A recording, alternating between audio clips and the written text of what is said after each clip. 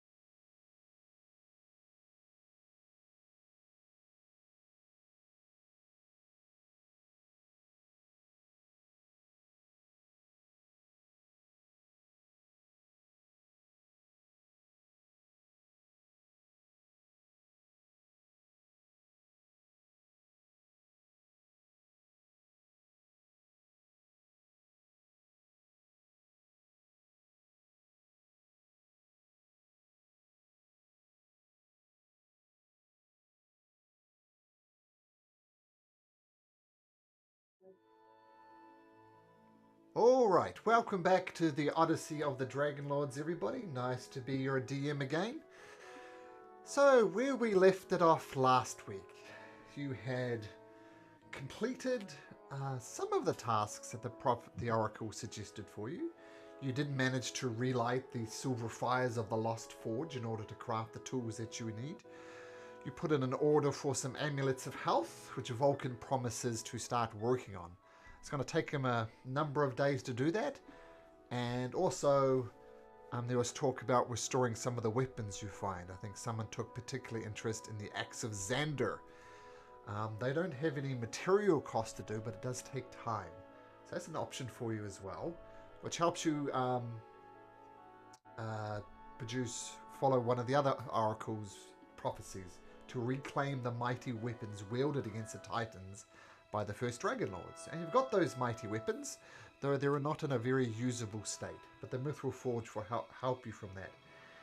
And you drank deeply from the bottomless dragon horn. They more or less suggested that you need to get Esther Akerlander's ship and use it to... Well, we'll see what you use it for. You did hear a rumor that the king of Mitros, King Akistus, is the descendant of Esther Akerlander, and if anybody knows about the ship so-called the Ultros, he would be the one to be able to maybe help you more. And as you're deciding exactly what to do next, some silver dragons appeared on the horizons. And you was asked that King, I always struggle to say, the King Akistus would like to meet you in Mitros. And the dragons gave you, the rider of the dragons anyway, gave you a few moments to get your belongings together, but he emphasized the urgency in getting to Mitros.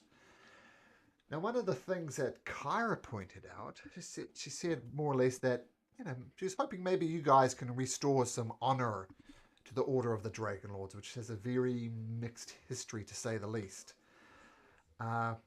She said it was slightly odd because King Akistus is more or less looking to reforge the Order of the Dragonlords himself. And the mere fact that he has dragons at his disposal, apparently, lends credence to this.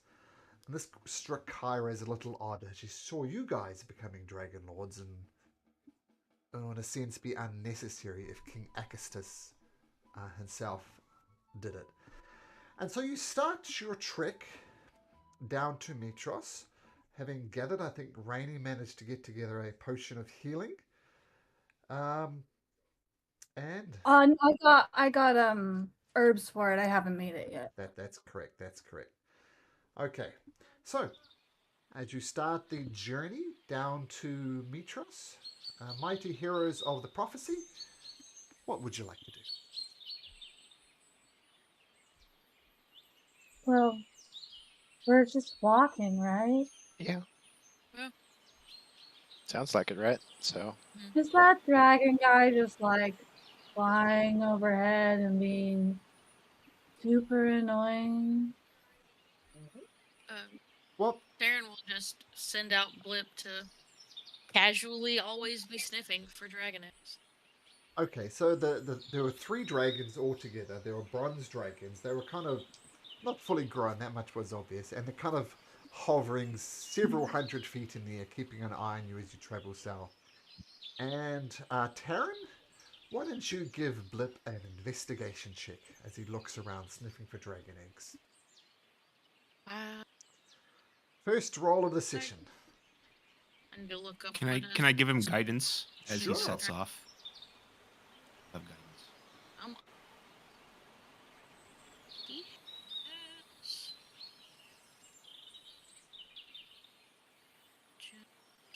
He's +0 to intelligence. Okay. Okay, and a D4. Go. He does actually come to a shallow cave and he's very excited. He's sniffing and bouncing around. He's not quite confident enough to go in for some reason. Let's He seems go. excited about it. Guys, do you mind if we take a small little pit stop and check this cave out? Oh yeah, for sure. Let's go. We Amazing. try being quiet. We don't know what's in there. I mean, besides the potential dragon, we should be careful entering. That's all. We go in, no problem. Well, going in is actually a problem. The opening of the cave is far too big for any of you to go in. Blip herself, Herself. herself could maybe squeeze in there. Oh, you mean it's too small for us? Oh, far too small for you, and almost too small for Blip. But maybe with a push from the backside, he could maybe get in. We'll shove Blip in there. Okay, make me a strength. Make me a strength check, Taryn. Ah! Can Blip communicate? He's special, so let's see. So, like, if I pointed at him and used the message spell, could he respond to me?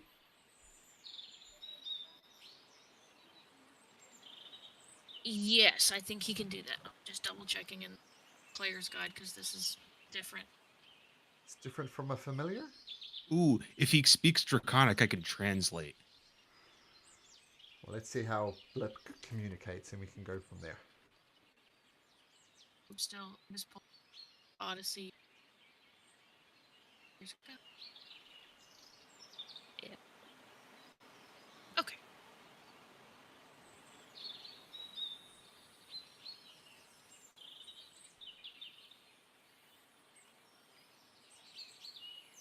Sorry about that. This was not expected. Well, this is perhaps Blip's moment of glory, so let's work it out. Yeah, they have the telepathic ability and With you? Pseudo Dragon can't speak, but they can communicate using telepathy to me. That allows them to share basic ideas of hunger, curiosity, or affection. So that's what he can. Bond with like an idea, so I just at least know if he was okay or in trouble. But it does say when it bonds with a companion, so I'm assuming that would be me. It can communicate what it sees and hears, even over long distances. Okay, so it's like a familiar. In other words, you can get into the eyes and Maybe you should do that. Well, I also failed at shoving him in there. If somebody else wants to, I mean, I'll do it if he doesn't mind. Just let him know that I'm, Well, it's not that you failed. It's not that you failed, but you didn't really succeed either. His head is definitely in the little cave. His butt is not. And you see Blip. She's trying to go in and out, and she's very much stuck. Okay. Bags, will you try pushing her in? We could try to grease her up. I don't know if you have grease. Somebody who's stronger is probably better suited, but I will guide them. Okay. Zagnus, will you push my baby pseudo dragon through this crack? I will. I'll shove him with my hoof. Is that in athletics? Yes, it is. Strength. Uh-oh. D4. But, Max D4. guided you. Yeah, D4. Yeah.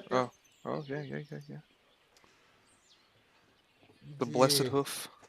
The blessed hoof wedges him even tighter. I have something I could try, if you don't mind. Let me try first. I remember I killed one monster with just one hit. Let me try this. Mine doesn't involve magic, so.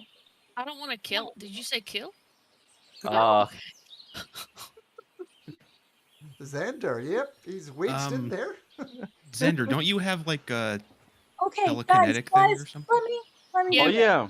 Or if she has an idea, let her. Yeah, Okay. let's do Rainy. I am going to cast Gust of Wind right behind him. Oh my. Which it's a strong line of wind, 60 feet long, 10 feet wide, and each creature in the line must make a strength saving throw, be pushed 15 feet away from you in a direction following the line. And Blip will choose to fail. It doesn't cause any damage, it just pushes them. Okay, tell you what, make me a spell attack. So just choose any one of your cantrips, for example, and just pass that, and we'll treat that as your spell attack. Oh. So, poor little Blip is there, and Xander pushes him, Zagnus pushes him, Taryn gets him stuck in there, and then Rainy comes and explain it. How does Rainy pop out poor little Blip through this hole? Your gust of wind succeeds. First just walks up and leans up near this little hole, and so that Blip can hear her and be like, "Okay, I'm gonna shoot a nice big blast of wind up your ass. Just go with it, okay?" And so then she'll take a couple steps back, and she basically like cups her hands together and then pushes them out, and this just burst of wind. It's almost invisible to the eye because it's wind, but you can hear the sound. And it just hits him right in the back, and he goes, whoop, and he just makes this nice like popping sound as he pops into the cave.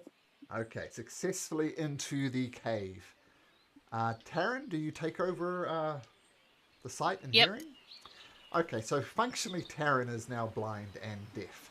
You can communicate what you see, but you are blind and deaf. Okay, so you look inside the cave. Does Blip have dark vision? Yes, 60 feet. Okay, so sees the caves quite well. I mean, dark vision is sort of shades of grey, but the caves are shades of grey anyway.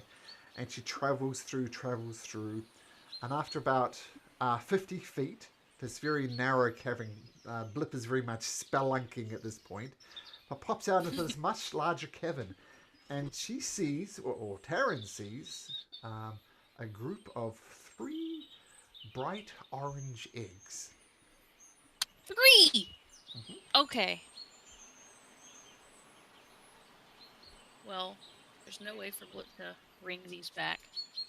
So, how big are the eggs? About the size of your fist.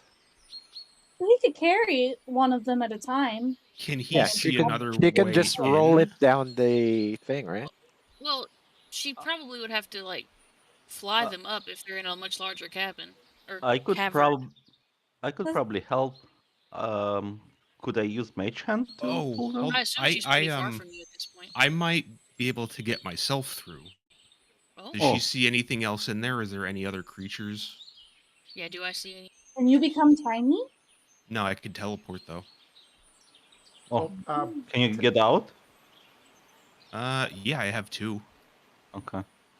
Well, first of all, Blip is having a look around. So as Blip, make a perception check, Taryn. Perception. Passive is 3. So let's see. That is going to be +1. Not go through?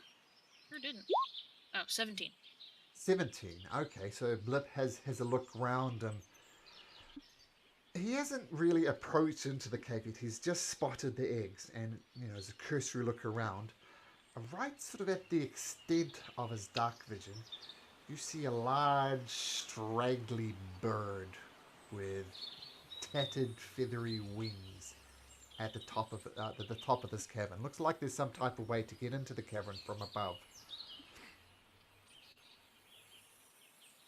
Okay. Are you narrating this? I'm gonna leave Blip's sight and then boop. Yeah, so there looks like there's a way to get in from above, so we'd have to kind of maybe go up a little bit and then go down into the cavern. But there are 3 dragon eggs. And I will, so we don't have to worry about getting Blip back out, can I unsummon Blip? You can unsummon and resummon it, no problem. Yeah, I'm gonna do that. So Blip's just gonna Blip right back. Okay. Well, then Rainy's gonna start looking around to see if there's like a path or a direction for what Karen pointed out, like whether there's a path up or if I can see another entrance to a cave or any of that. Maybe we should take advantage of the dragons that's flying above us. If we talk to them, they're gonna get mad that we're delaying them. Yeah, like Yeah. I don't give a like I don't want to. Talk to them ever. Yeah, yeah. Basically, They're yes. kind of weenies. Yeah, big Fair weenies. enough. So I'm going to assume that all of you are looking for this cave entrance. So why don't everybody make an investigation check or make this a group check? Can it just help give someone advantage or something? I'm smart now. Nah, we'll do it as You a can as do a it, I group. believe. Okay, so what have we got? 11, 23, Mine's also -1. 23. Agnes, come on. Fight for the team. And who did we get? Did we get Magdalena in the end? We did. Yeah, I got 20. 20. Okay, you start searching for about half an hour. And, well, firstly, I'll say you see down in Mitros, there is a massive storm over Mitros. I'll say that's something you've just generally noticed anyway. And after about half an hour, the three riders of these bronze dragons land down on a massive gust of wind. It says, well, perhaps we didn't express the urgency of this mission to you. King Acastus is in dire need of your help. We do not need these delays.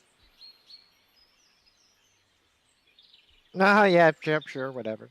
Yep. Thing is, We're hurrying. We're like sort of like I'm totally doing like totally saying yeah, for sure, we're hurrying while completely ignoring them otherwise while we're looking for the cave entrance. well, Cannot. okay, you can go. I didn't get to finish it. You can go. All right, No, I was just thinking. Sorry, go. Brainy. I was gonna say, well, the thing is, while you have asked for our help, we have other things that we've already been kind of contracted and asked to do, and this happens to be one of them. So, give us a minute. Every minute you delay, more people die. People are literally dying on Mitros. And you're searching around for God knows what. The more you delay, the more people will die. Well, what is happening? Because you haven't said anything other than, hurry, King Actus needs your help, hurry. We don't know what's happening. Fair enough, let me explain the situation. Something has greatly angered Lord Sidon. He is raining down lightning and storms, the likes of which Mitros has never seen. Almost hourly, massive bolts of lightning. Well, minute by minute, massive bolts of lightning crash down upon the city. Every so often, a house gets destroyed. A family gets killed. It is... I cannot underemphasize the urgency of this. People are dying. Oh, okay. Well, we need to be better equipped to handle this if you need our help. This will help us in the long run. Maybe it will help us to save Mitros. So give us a moment. What is it that you are looking for? I turn and look at Taryn. Stuff. Yeah, I would let her pick. It seems to be her gag, so I turn to Taryn. Mm-hmm. I dropped 3 shiny objects in this hole that I'm looking. You haven't found the hole yet. I'm looking for a hole because I think I lost some stuff. Mark it on your map. Can I try to enthrall this dragon rider with my siren beautiful singing and get them to be charmed and just wait till we do this? 3 of them. But there's 3 riders. I thought it was 3 dragons and 1 rider. That's my bad. 3 dragons, 3 riders. Do you still wish to do that? I can try. I mean... You can certainly try. Okay, so using your enthrall ability. Let's have a look. Causing creatures of your choice they can see within range to make a wisdom saving throw. Any creature that can't be charmed, they can definitely be charmed. A failed save, the target has disadvantage on perception checks. The target has disadvantage made to perceive any creature other than you. Is this really a charm effect? I guess not. Yeah, poop. It's more like get people to not notice you, I think would be the way. Oh yeah, it's to get people to not notice like the rest of us. The rest They're of just you guys. focusing Okay. on you. Ah, okay. Well, in that case, look, we will go with you if you do do us a solid because you're in the air. If you can find an entrance to a little cave and grab us the 3 eggs that are down there, I'm just gonna be real with you. There's 3 eggs down there, and I need them. Light with eggs. You're looking The to make kinds an that omelet? I would hope not. I don't want to eat these. Yes. I'm getting they're mixed dragon. messages here. There's 2 dragon eggs. Can you please hand me the dragon eggs from the hole that you can see from where you are? A persuasion check, Darren. Oh, come on. Here we go. That's not. Amazing. Oh, I do have a question. It says I have advantage on checks made with my voice. So, Ooh. Yeah. There. Roll at advantage. Shit, make another persuasion check. Oh, still going to give you the My this goodness. is amazing. Okay, so one last thing. I do have DM's inspiration. Can I use that? Okay, sure. Just time? Okay, burning I'm it. desperate. Please. Do what you gotta do. there you go. Yay! There you go. Christ on a cracker. You leave. If that was a 9, I immediately. would have laughed so much. Yeah. If you leave immediately, we will retrieve these dragon eggs. I must insist that you start moving immediately. We will find these dragon eggs, and we will bring them to Mitros for you. Insight check. Yes, I would like to insight them. Insight check on that. I think somebody else was inciting. I was too, but I didn't know if you were gonna let all of us roll or not. If you think it would be waiting for appropriate you. for your character, if you think your character is suspicious. Nobody yes. trusted him. Oh my goodness. 19, 18, and 20. 16, still pretty good. When you mentioned dragon eggs, there was something that shifted about their personality. I mean, you know, the only dragons you've heard of are the ones in Mitros. At the very least, dragon eggs would be expensive. But they seem genuine in the fact that they want to take the dragon eggs and bring them to Mitros for you. But are they bringing them to us? Is the question. Yeah, that's what I'm trying to suss out. They seem so desperate to get you to Mitros that they're prepared to agree to this bargain on the condition that you hurry the F up. All right, let's go. All right. I just start flying in that direction. Rainy's gonna ask for what's the keyword, like a pact or a Yes, exactly. Oath. Yeah. Oath. Yeah. There you go. Would you be willing to take an oath to that effect?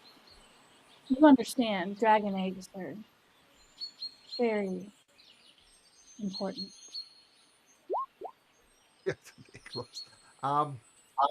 Rainy, make a persuasion check. We're going to say it's at disadvantage. An oath of service is a very, very serious thing.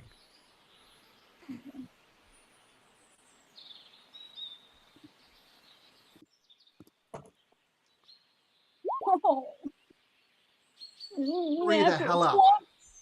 And they peel away from you and they start looking from above. All right, let's go. Do what we can. All right. I'll start hauling ass. One of those was a natural 20. Natural 20. I guess we have to hurry. Hurry. Oh man, I mean, I'm still going to go at my normal pace. So Yeah, no need to incur exhaustion.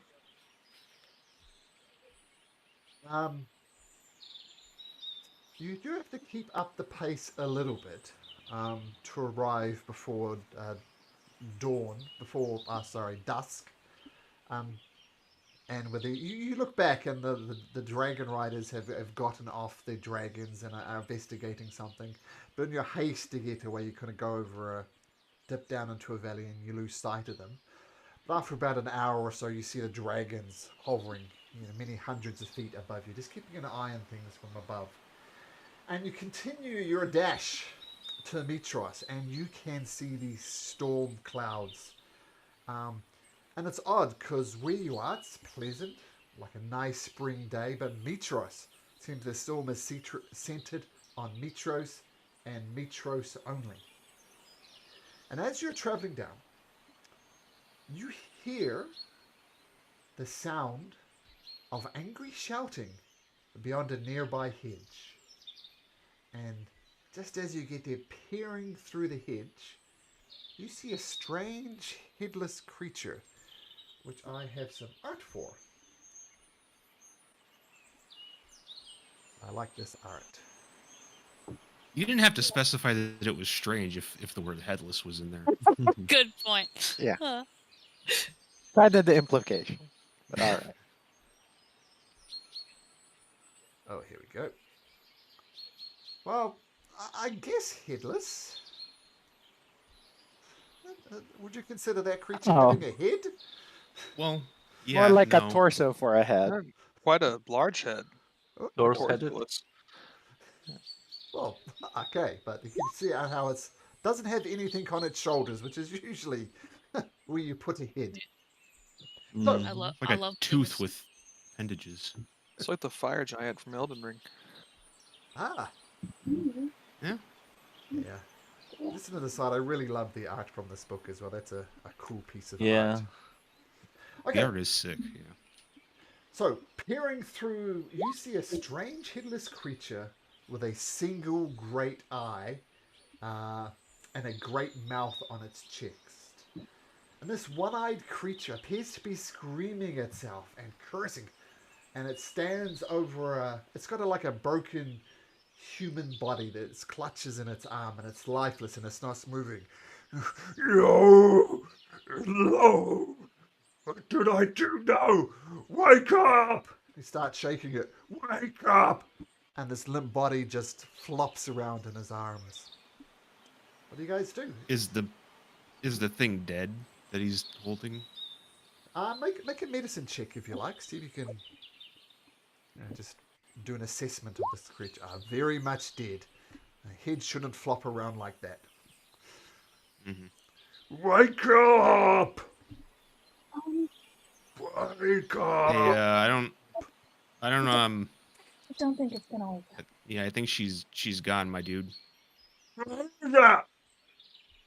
Who said that? Hey, Oh, what? We probably should have just kept on going. It's really Xander's bad. says. Sorry. he's just a sad dude. I know you types. You think I'm stupid. You're stupid. And he, everybody, let's see. Yeah, everybody roll me a d20, please.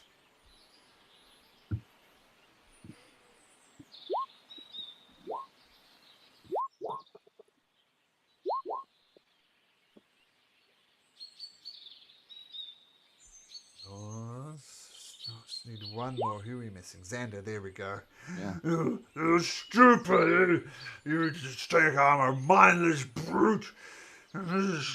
Stupid man, he won't wake up. And he throws the stupid man at Taryn. Goes, Oh. does a 20 hit Taryn? No. Or wait. Yes. A When if dirty- it meets it, it hits, right? Yeah, meets it, it succeeds. Then So he got the student on, yeah, stupid, and he hurls it at Taryn, and it boom, hits you right in the chest, And you take 14 points of bludgeoning damage as this body thumps into you. And the creature's right.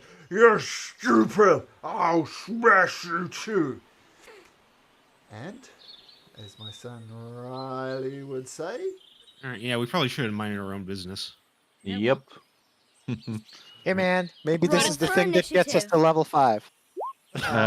Or does it? This is not XP based. Yeah, I it's know. This is the scariest Hitmonlee I've ever seen. Yeah. That was so stupid. let's get some battle music.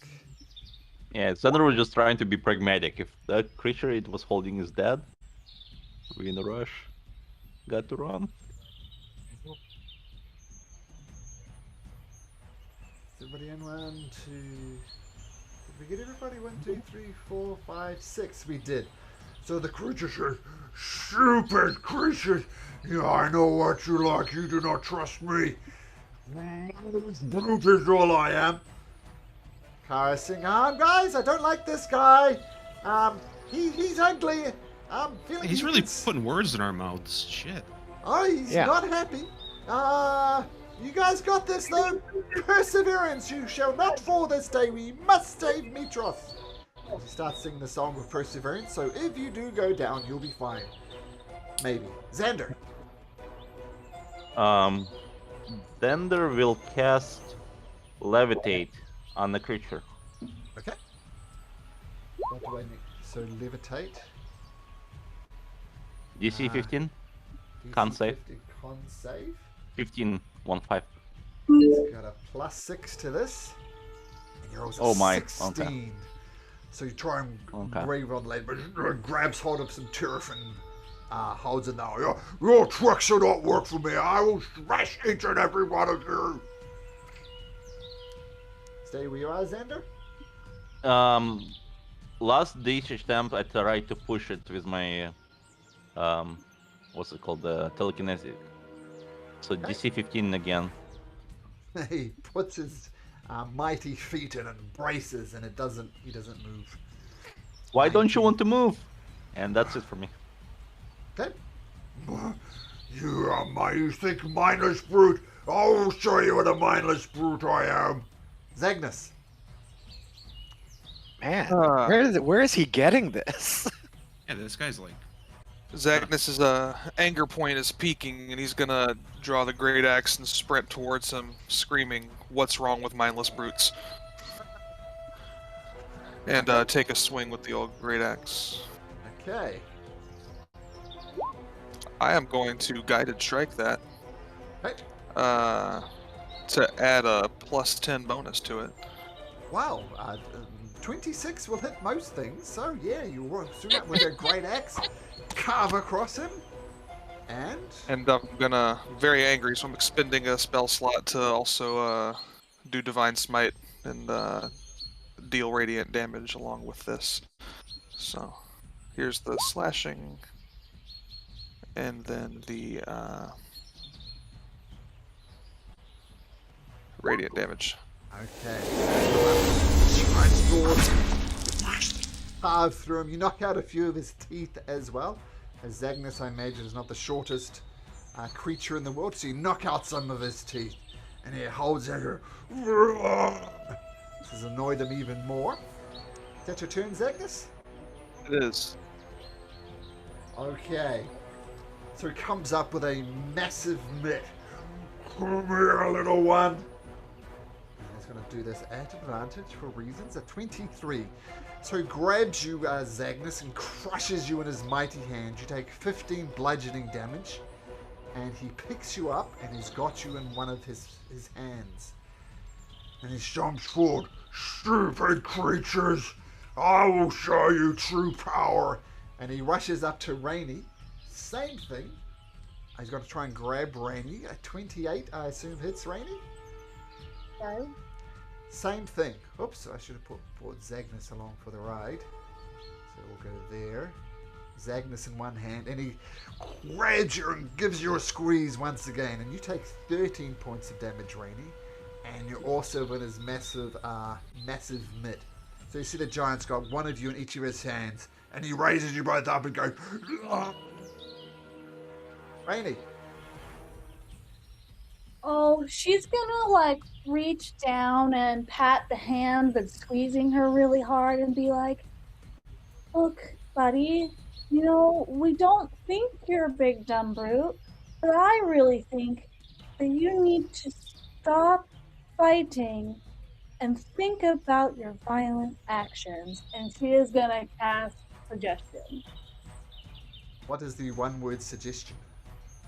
No, command is one word. Suggestion is Oh, a phrase. sure. Lasts for 8 hours. And what was the phrase, sorry? The phrase was, I think, stop fighting and think about all the violence. Think about your violent actions. Okay, and what's the save? Wisdom. And 14. if he fails, there's no continuing save, right? No, nope. If he fails, it lasts for 8 hours, or ends if me or any of my companions damage the target. Okay, and what was the wisdom save? 14. 14. Okay. Oh, well, first of all, let me turn on my camera. Sure, handsome DM is in the house. Okay, we're gonna do this as a box of doom roll.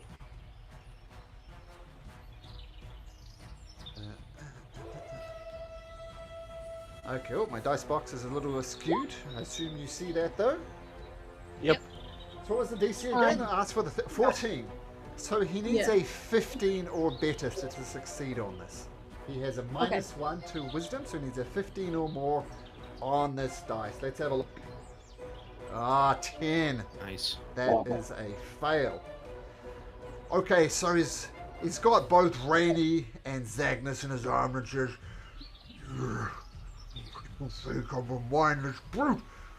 I didn't mean to kill that man. What am I doing? Oh, I gotta break these stereotypes. And he puts down Rainy. And he puts down Zagnus. Even though he's bleeding profusely around the mouth. Actually, I think he technically does this on his round. But you'll do it now anyway. Because it's not like command. It just happens. Okay, well, we'll do it that way anyway. So, It says, on a failed save, it pursues the course of action you described to the best of its ability. hey, are you alright, guys? I'm very sorry. It's all right. We understand. Maybe, I think you just overestimate your strength sometimes. But we gotta go help some more people. So maybe you hang out here and think about how you can do better. Okay. Hey, Mr. Alright. Minotaur, are you okay? No. He's fine. Let's go, guys. I'm sorry, Mr. Minotaur, and pats him on the head. Pats Zagnus on the head. Now, just You guys are pause. reliving? Well, let's just go through this, Alright. because I think something might happen. Take I'm care, just gonna guy. run through it. Taryn, what do you do?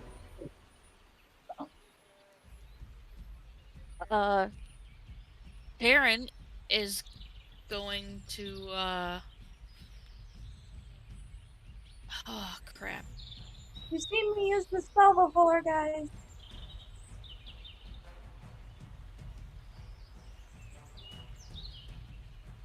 Oh, he's gonna be so mad at me. Okay. I'm gonna try to charm person. And I'm gonna try to charm Zagnus.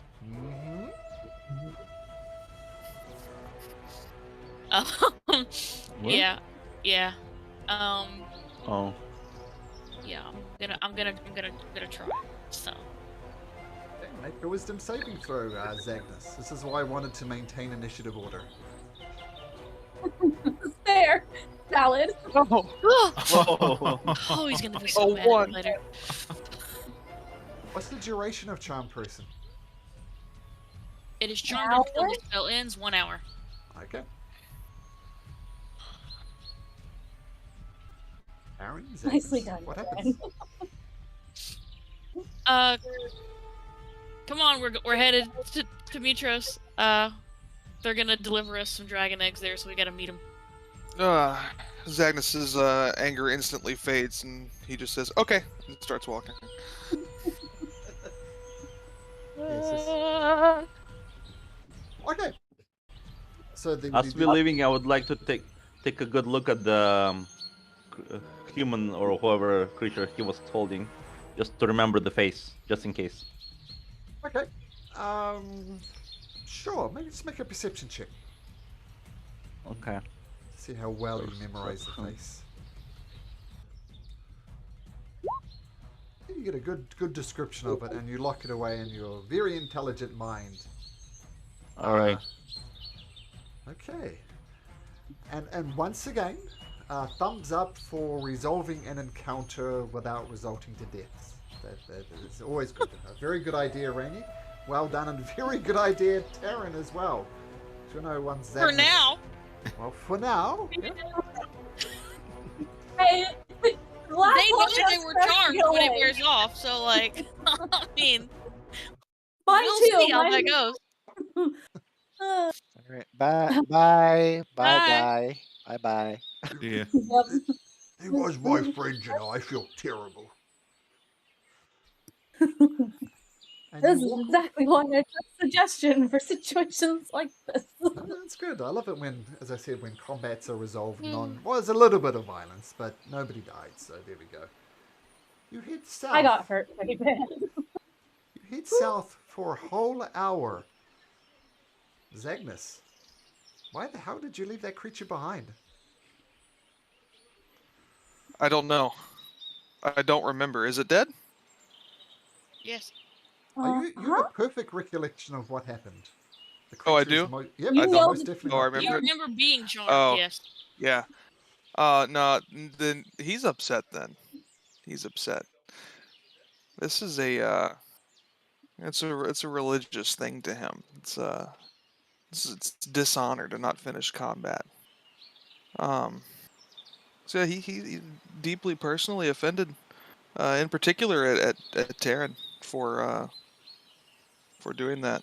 But he also takes the oath of friendship that we all took very seriously, and is willing to swallow it for the time being. Rainy's gonna go up to Zagnus when she sees the frustration on his face. Hey, Zagnus. Yeah. I know fighting's a big deal for you, but that guy grabbed me and he almost squished me in half with one grab, and we were just me worried. too. We were just worried you wouldn't.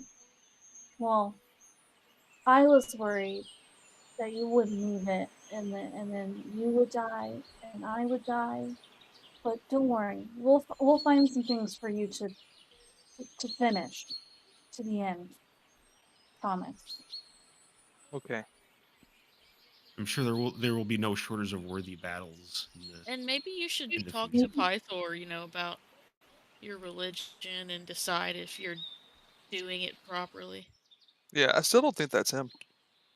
Maybe you'll even get to kill Lord Zagnus Solomon yourself. Wouldn't that be cool? That'd be cool. Yeah, Zagnus still doesn't think that that's actually Pythor. He's positive that Pythor is a Minotaur. So. Anyways, I'm sorry. I know it's important to you. I was scared for you and for me. That is understandable.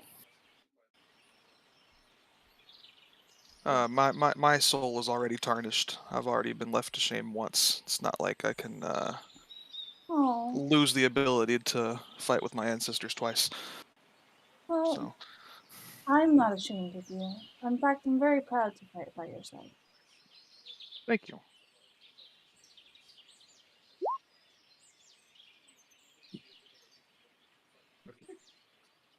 We should probably continue. Yes. Yeah. This is walking and talking. This was Okay, good. Talking for sure. walking and talking. So towards the end of the day, just before dusk, you approach Mitros. And Mitros, as I said before, is in the midst of a storm unlike which you've ever seen. And as you approach the city of Mitros, you are reminded of its immense scale.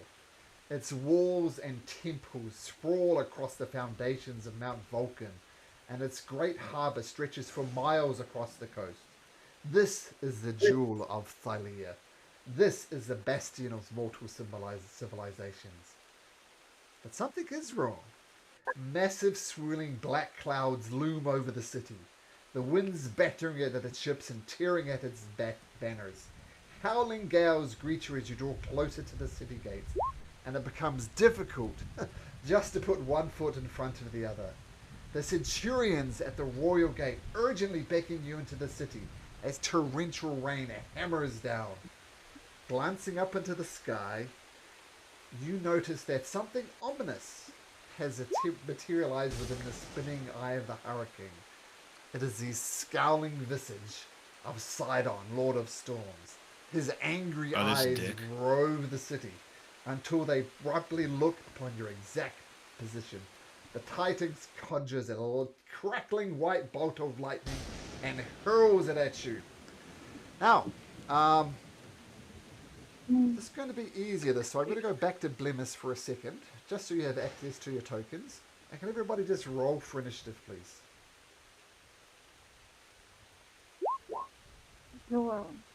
Where'd my jungle go? Oh, there's a big yellow dot on my token.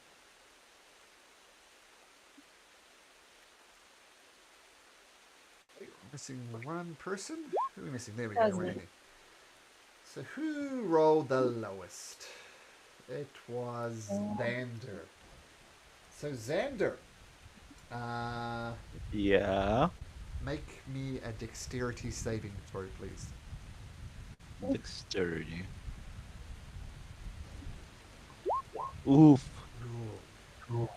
So maybe you're amazed by this visage of Lord Sidon, but you kind of stop running and you pause for a second, and that gives Lord Sidon just the opening he leads, and he hurls down a massive lightning bolt to you, and it strikes you directly in the chest. And you take... Oh, look at that roll. 46 points of damage. 46. Are you out? I think he's out. He's a wizard. He's a squishy wizard. Oh, Yeah, I mean that would knock no. me out. No, but I'm still I'm down, but I'm not dead. Yeah. No, You just no, meant no. you're out. I think if it did 52 points of damage, you would be dead. Yes. Dead. But that was an exceptionally good roll on 88. Let's just roll it again for fun. See, 30, 36, That's 46. Yeah, that was. Yeah, Woo! 47. Okay, so let's just... So we're going to do this more theatre of the mind. So that they're all urging you to go to the royal palace. But you see Lord Sidon just hurling down these lightning bolts. And now that you're close to the city, you see what these centurions who were on the dragons are talking about. The city is a mess. You see burning houses as these lightning crash around the city. Estrella, what do you do? We'll say you're all in a group, but we'll do this theatre of the mind. I'm going to grab Xander and just carry him to one of our healers and be like, all right, I think he's wow, all right, I can smell the smell of burnt pork from here. And Oh, is this goatee gone? Yeah. I'll leave that up to Xander, whether his goatee gets burnt off or not. Yeah, I mean, I'll grab him and I'll carry him and then I'll try to stabilize him, but I'm probably relying more on other people for this. Yeah, too many smoky bits. Okay, Rainy.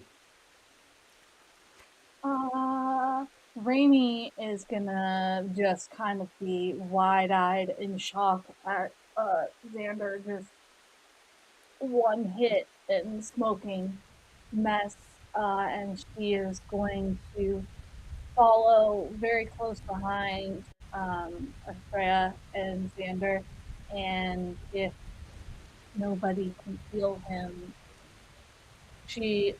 I guess she will try to stabilize him because she can't heal him. So she will try to stabilize him, even though knowing the healer is nearby. Okay, medicine check. DC 10. Okay. Random acts of violence. Yeah, so you do. I'll say you and Astrea eventually work it out, and you manage to stabilize him. And you hear Shadow breathing, leaving Xander. He is alive. He'll need some healing to get back up to. Magdalena, what do you do? I'll just give him a cure wounds. Okay, so he's both stabilized, cured. Roll for that.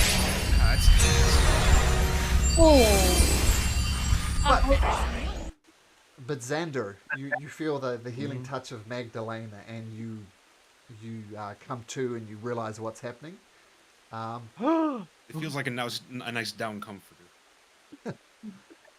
Now, I assume you guys are going to start running towards the temple. I assume we've been running. Yeah. We've been like clearly the storm is out for us. Yeah. Hey, let me know if you want to do anything different. You're just booking it. Yep. Taryn, make me a dexterity saving throw. Taryn. I'm really good.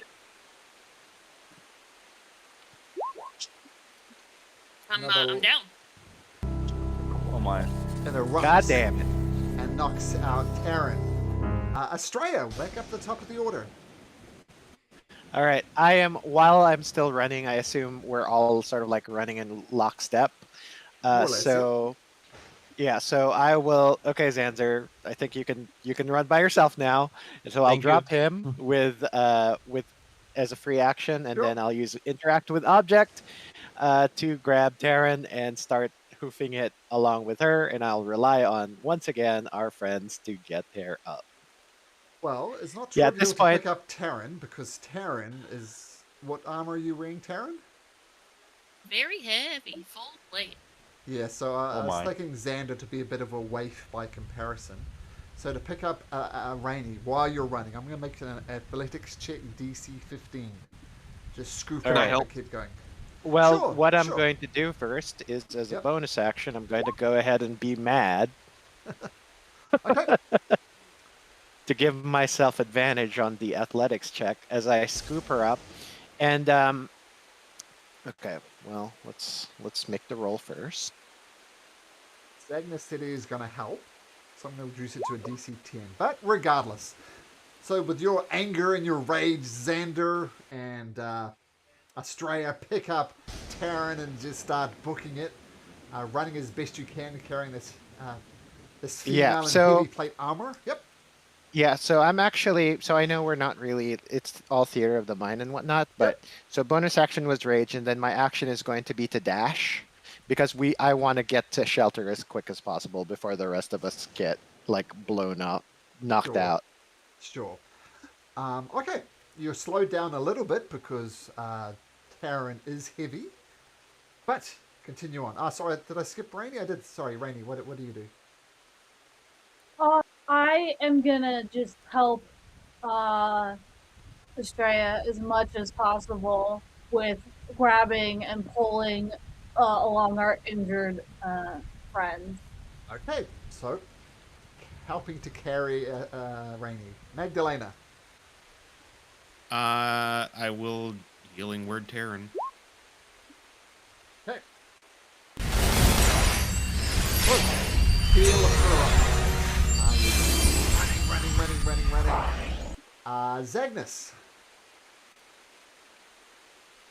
So I assume we're still. She just got healed, carrying. Kind of assumed we had like me and Astrea each had an arm under Taryn.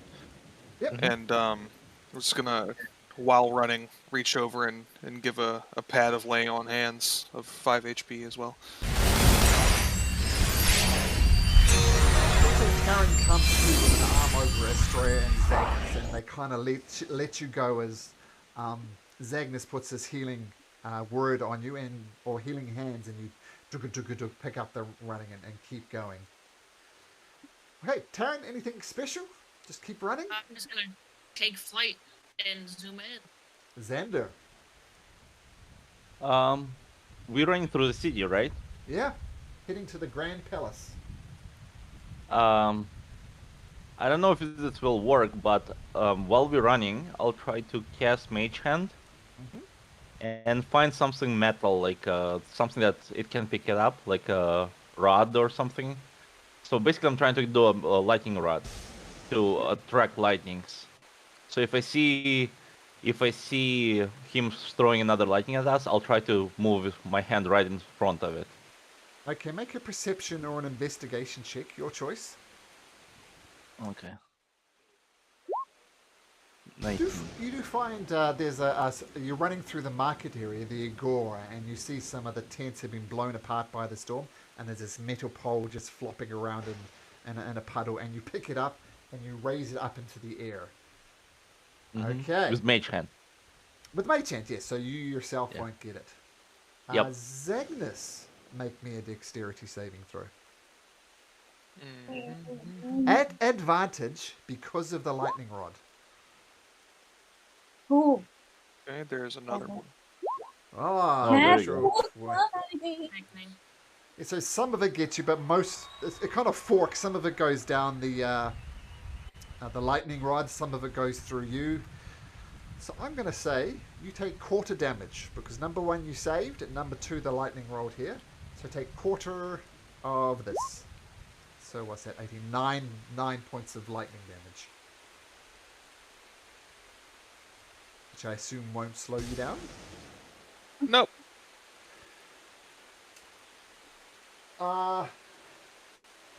You eventually, after these several lightning strikes, you make it to the palace, and just as you get to the palace, you see the face of Lord Sidon kind of dissipate into the clouds. Still a crazy storm, but is at least you're at least in safety at the moment. And you kind of jump through the entrance to the Great Palace. In fact, let me take you across to the map of Mitros. So there is the Mitros itself. Whoops, you probably don't see anything. Just a sec. That off. So there is the mighty city of Mitros. Oh, it's a big city. Huge city. And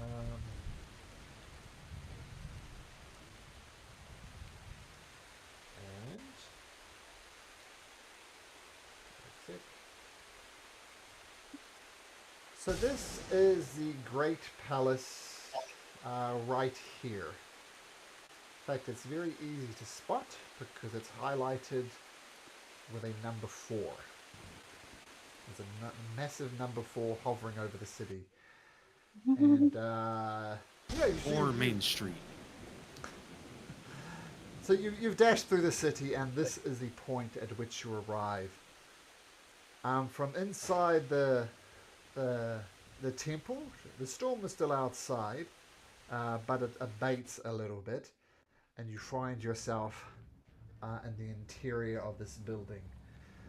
There's some centurions there, and they say, "Oh, is everybody all right?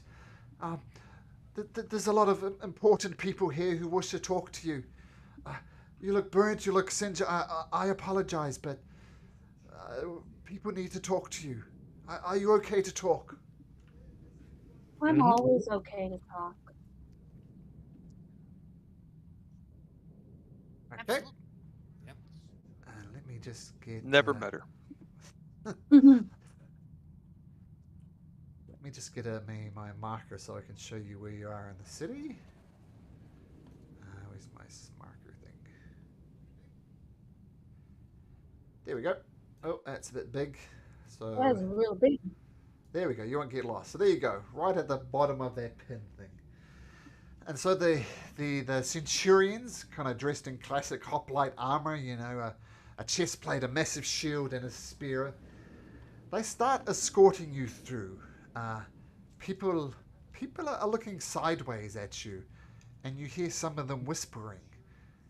And some of you pick up that they say things like, "Oh my God, it's them, the heroes of the prophecy. Oh my God, have you heard what they did? I heard rumors that they opened up the Great Mine. The Great Mine? Are you kidding me? That's amazing." And it seems as if words of your deed travels faster than you yourself. And you can tell they're almost in slightly awe of you with the remarkable things you've done. But regardless, the guardians escort you through marble colonnades of the palace into the royal hall, where the king waits. Rain hammers down loudly upon the palace roof as you enter the throne room. An ear-splitting crack of thunder rolls across the sky. A middle-aged man with a powerful build sits on a gilded throne opposite its entrance. Gilded throne. On the step below him are 4 others.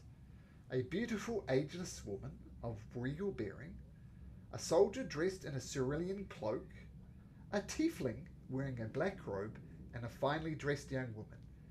Centurions stand at attention across the walls of the room. So let me give you just some art before we get into it.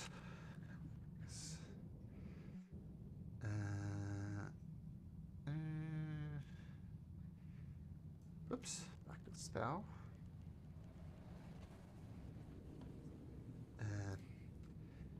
So this is the king, King Acestus, who's sitting on the throne. The woman of ageless beauty. I think if nothing else, Rainey would recognize this person. It is Velis. Well, I mean, I've never met her. Well, you put 2 and 2 together. This is Velis, Yeah. goddess of wisdom, one of the 5.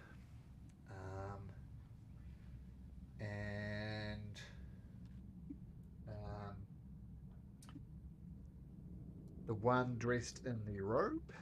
Whoops.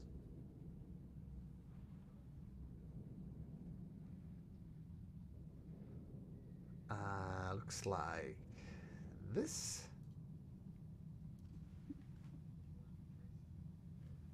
I don't think I have art for the last one, but let me just double check. No, don't think so. No. So those are some of the figures that you've seen there. The powerful man on the throne is very obviously King Acestus. The beautiful ageless woman of a regal bearing is Velis, as you see there.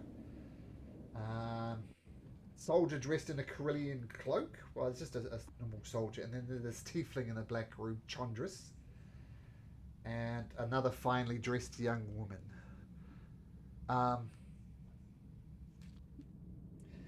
The king beams on seeing you and says, "Ah, here they are. The heroes of the Heartlands. Welcome, honored guests. You have come not but a moment too soon.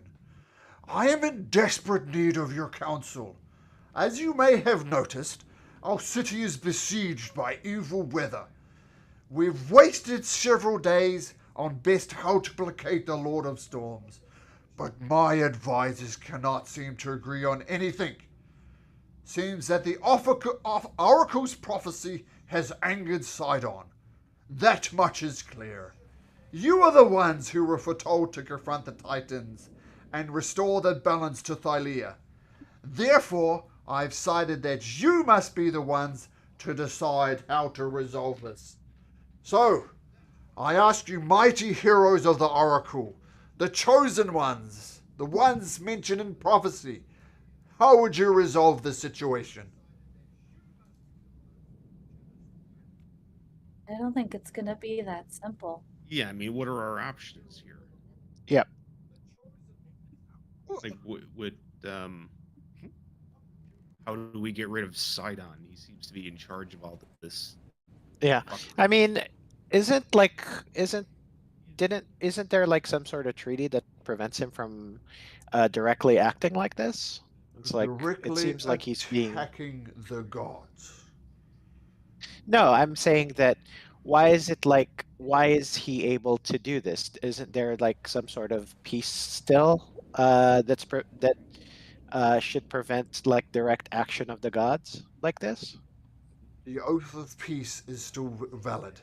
The condition was that the Titans would not attack the gods, would not interfere in the affairs of the gods, and the gods would not interfere in the matters of the Titans. Lord Sidon is Lord of the Storms. The Oath of Peace does not do this. Though I must admit this is pushing the Oath of Peace. But still, technically, he's within his rights to do this. As long as my beautiful wife Velis is not harmed, he will not break the Oath of Peace. Rainy, make an insight check, please. So he could just like indiscriminately kill civilians, but you can't touch his guys. More or less. It seems.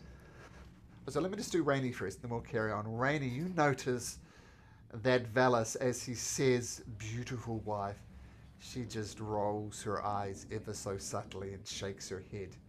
And you can't help but notice that there is the young woman is kind of holding onto Augustus's arm. But he's his queen, but she has some other beautiful lady on his arm, and she rolls her eyes when she says, "You're my beautiful wife." She just rolls her eyes. Sorry, who was that? Magdalena, I think, was saying something, was it? Australia? Sorry. I was just commenting on the basically just blatant. He could just get away with murder. He is, as I said, the Lord of Storms, you know. People are hesitant to leave the coastline of the mainland to head in the Cerulean Gulf because of the weather.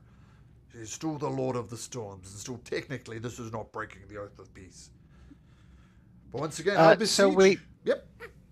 So we do notice that Velis is like the goddess of wisdom and whatnot, right? It's not like a hidden or anything like that. Nope. As I've said Well before, known. gods are well known to walk the lands, and Velis Then is one of those.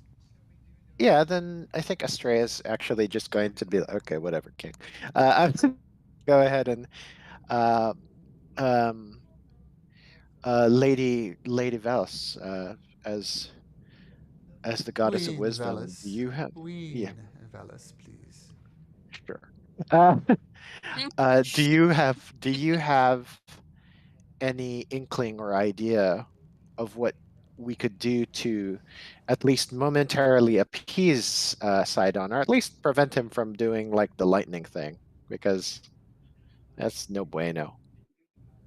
Well, I do have my ideas, and yes, I do have something. I apologize for my buffoon husband, King Acastus. This seems to enrage his Acastus, and he said, "Look, woman, hush! I was talking." You can't help but notice that King Acastus is immortal. He's just a person, and he's talking down to the goddess of wisdom. "Look, woman, be quiet. We have the heroes here.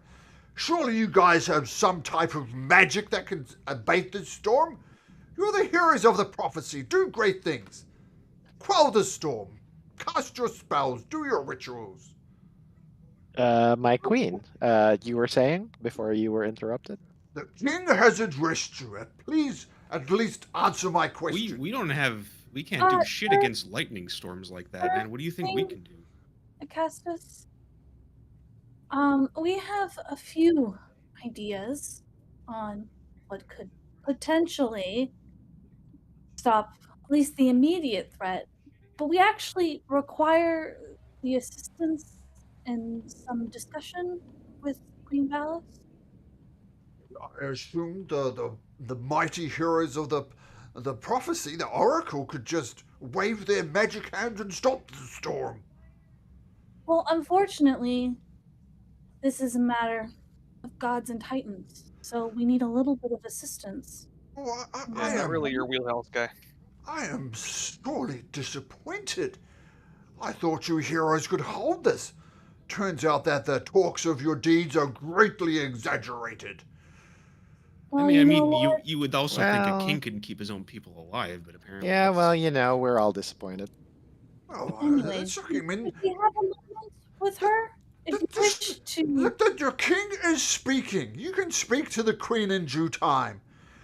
And he turns around, and there's lots of like lesser noble figures here. There's these main characters that I've introduced, but there's lots of lesser nobles.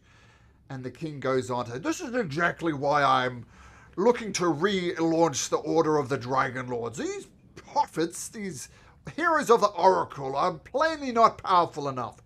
This is why I need to take command, and I will resurface the Order of the Dragonlords. Whatever these That sure looks people like do. it. Or do you not see the dragons I command? And I should have mentioned, by the way, as you entered the palace, sort of on an open balcony of, you saw a massive silver dragon, a full adult-sized dragon, much bigger than the bronze dragons you saw, and it's kind of sleeping on a massive pile of gold. So I should have mentioned that as well.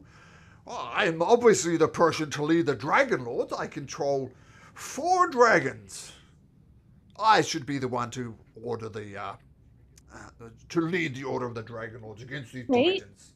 You asked for our help, and we're saying we can give it, but we need hers. And where are these other dragon lords that you're supposedly... where are they? Oh, they were the ones who haven't come you? and fetched you. Oh, by the way, the guy in the Why are they cerulean bringing cloak, other people in to do their own jobs? Oh, fuck that dude. Yeah, sorry, I forgot to. He was the guy in the blue cloak. Look, says Gaius. I agree with you, King Acastus. These heroes of the prophecy are nothing but simpletons. I think the words of their deeds have been greatly exaggerated. I think the mighty Lord Sidon is very disappointed that these, I use the word loosely, heroes, have got some type of deeds they've accomplished, something trivial. And I think the solution is obvious. While the Temple of the Five Gods is in disrepair and in need of much love, I think we simply destroy the Temple of the Five Gods. That would be the easiest way to placate the great Lord Sidon. What do you think of Wasn't that our solution? sacrifice supposed to placate the Lord Sidon? What sacrifice? Didn't we did you- already do that? Good God, man. Is your first name like Sinestro or something? Could you Well, be more evil? I missed it. What's the reference? Who's Sinestro from? Oh no, I'm just like he Sure. could be like Evilo or something. But basically, Or Skeletor. or worm tongue or something Yeah, like the worm that. tongue guy. Wormtongue. Big worm tongue energy. Wormtongue Yeah, energy. well, I I mean, agree. what I think of that proposal is like you don't, when a kid throws a tantrum, you don't just give him what he wants. If it saves lives. I mean, this is not Didn't a we kid. already give him what he wanted? I'm fairly We sure it was put just ourselves on the line to sacrifice ourselves. Isn't for a that what he completely wanted? different city. Lords, you Yeah, it's a did. different city. You did provide sacrifice on the Rock of Estor. I must admit your cunning to avoid being killed yourself was quite impressive. But let's assume that you did in fact sacrifice yourself to Lord Sidon in all the ways that matter. My Lord Sidon is a greedy Lord Sidon, and he wants more. So I ask the simplest of questions. What's Is this still more... Gaius talking? Yeah, Yep. guys. Just cut him off and say, I'm sorry, who are you? I am Lord Gaius. And who is that? When you were in the Astoria, he was the head of the delegation there, who was pushing for the sacrifice of the daughter, whose name temporarily escapes me. So he's a very senior member in the Order of Sidon, like the cult of Sidon, almost. So Yeah, I know that. I'm just leaning into the fact that that I forgot who he is to insult him. He's also Sidon's almost lackey, openly attacked basically. you.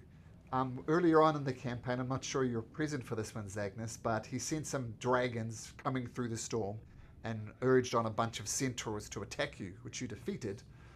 So he's been a thorn in your side. And keep in mind that even though he's an open worshipper of Sidon, the city most places are divided. Some people are siding with Sidon and Lutheria.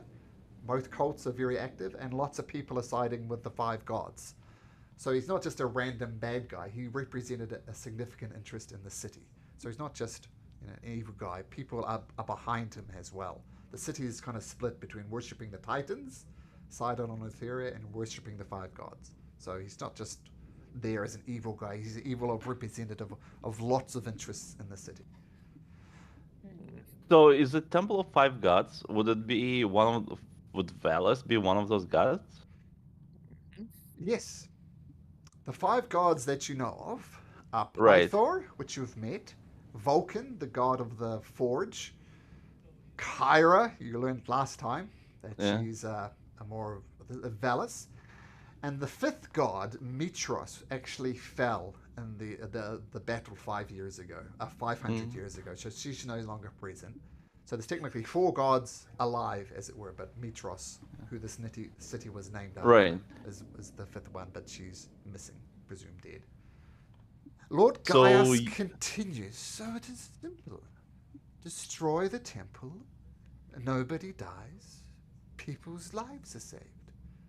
So you want King Augustus destroy temple of his own beautiful wife? What's more important, a temple or people? I thought you heroes were noble. I thought you would understand these things. Turns out, and there he anymore. He gestures at the crowd and says, "Look, the heroes of the Temple of the Five worship bricks and mortar more than they do people.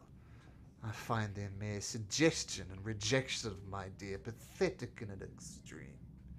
Sorry, Rainey, what were you saying? Saying that, I'm really tired of listening to you speak when all that comes out of your mouth is complete, utter garbage. If you yourself said that your God is a greedy God and he will never be satisfied. So why would tearing down this temple satisfy him for even a moment? You said it yourself that he is greedy and that he wants everything. I don't think he'll be satisfied with just a temple. And once you do that one temple, that's a long road. A long road that I don't think King Acastus wants to go down. A road that will lead him to his ruin.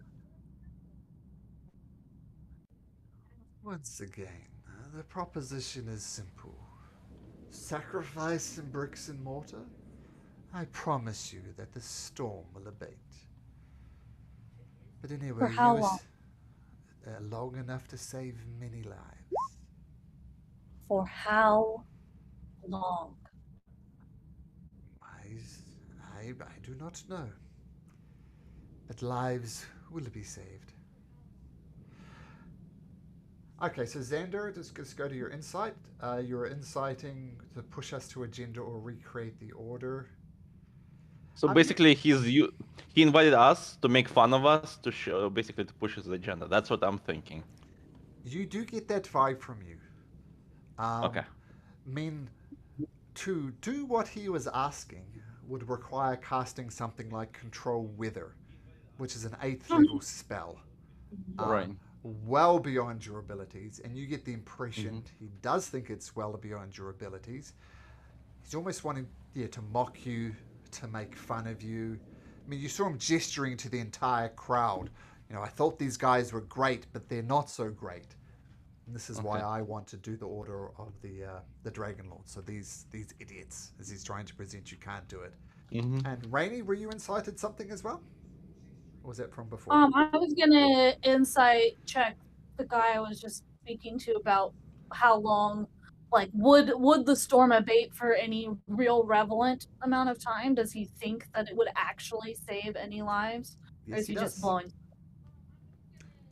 Thinks gods demand sacrifices. I mean, you saw a lot of this in his story. Goats and things were in short supply because so much has been sacrificed to the Titans. And a sacrifice of a temple, wow, that would cheer up most people. Then you're just stupid. Who were the other people that were here? Okay. Yeah, I mean, at this point, I'm just waiting. Yeah, I've for already walked away from. Like, the I'm just stick. waiting for the hubbub to end, and then I'm just going to try to talk to Velis as the only kind of sensible person here. Okay, so Gaius presents his stuff, and then so what do you say to Velis? No, I'm just going to ask. Like, she said she had a suggestion, and I'm looking forward to what she has to say. King is gonna let her speak to us in this room. I mean, I mean, I don't. So who's this blue guy? Chondrus. Yeah. Chondrus. He hasn't spoken yet, and so there's Velis and the king, and what plainly is the king's side piece, I guess, his concubine, his mistress, blatantly doing this in front of his wife, the goddess, Queen Velis. And as Gaius kind of sits down in his seat and looks around the crowd and shakes his head and says, "Well, I did try to save lives, but these people are too ignorant to take note."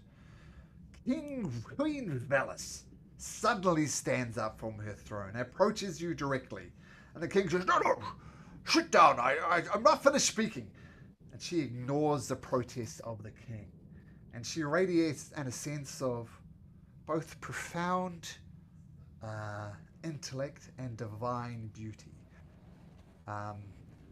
Regardless of whether you like men or women or both or something in between, you all are taken by the sheer beauty of it. It almost takes your breath away, just how beautiful Queen Velis is. And she says, "Heroes of the prophecy, I greet you. As you might have ascertained, I am Velis of the Five Gods. For centuries, the people of Mitros have revered me as a goddess of wisdom. Mortal kings once traveled from across the Cerulean Gulf seeking my counsel. But as you can see, my husband prefers to consult with fools and concubines. We gods are capable of saving the city. Joined together, the four of us, we can weave a spell to counter Sidon's magic. Such a miracle will require a sacrifice to our own power. I will do what I can to protect my city, but the others will need to be persuaded. I have summoned Pythor and Vulcan to the palace, so you may speak with them and make them see reason. You are the oracles chosen. They will heed your words. But take note, such a miracle will cost myself, Kyra, Pythor, and Vulcan a great deal. But that is the option I present before you. What would it cost? We are gods. The four of us and our dearly departed friend, Mitros. We are gods. You all know that. We will still be gods, but we will be somehow less. Would that be temporary or permanent? Is there anything we can do to mitigate that, mediate yeah. that impact?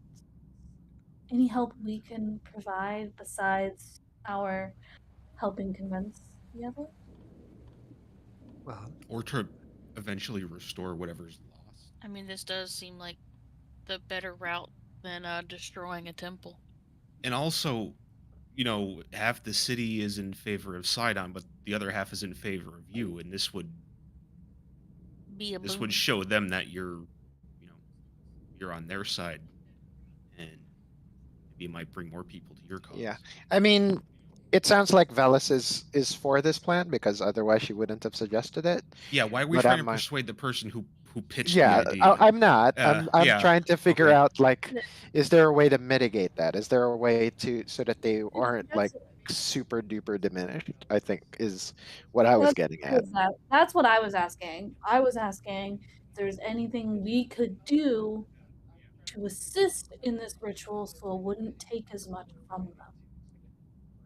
as you're all chattering amongst yourself, Lord Gaia, see, they prattle on. They just can't make up their minds. You paddled need for pe- 10 minutes. We need people Just- with of action and expediency. Valis kind of hushes them up and says, "Look, that was many questions. I will answer them as best they can. This making us lesser than we were before, I'm afraid must be permanent. Myself, Pythor, Vulcan, and your good friend Kyra will be less than they were before. What you could do to mitigate it, nothing I can imagine. I mean, I too have heard of your deeds. I too have heard of you dealing with Demetria. I've heard you drink from the horn of Balmetria. I've heard that you relit the forge, and I've heard that you gathered the great weapons of the Dragonlords of old. That is impressive. But lessening the effect of this miracle that we're about to perhaps do with the four of us, I mean, I agree wholeheartedly. You would need to convince Kyra, Pythor, and Vulcan of the same things. I too heard at what you did at the Rock of Estor, so maybe Pythor would be an easier sell. You did literally save his daughter.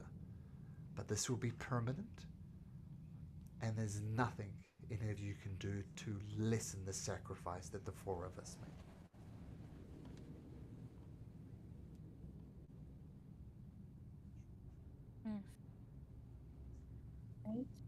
I still think that's a better choice. Oh yeah, I mean I agree. I was just like, it's just unfortunate that our gods are going to suffer for basically Sidon cheating. Basically, it feels like. And don't forget, this is a this is like just saving the city, but we're losing strength of gods, which could probably be useful later on. Yeah, and To how long have. would this really placate for? Is Sidon just going to get angry again next year? Exactly.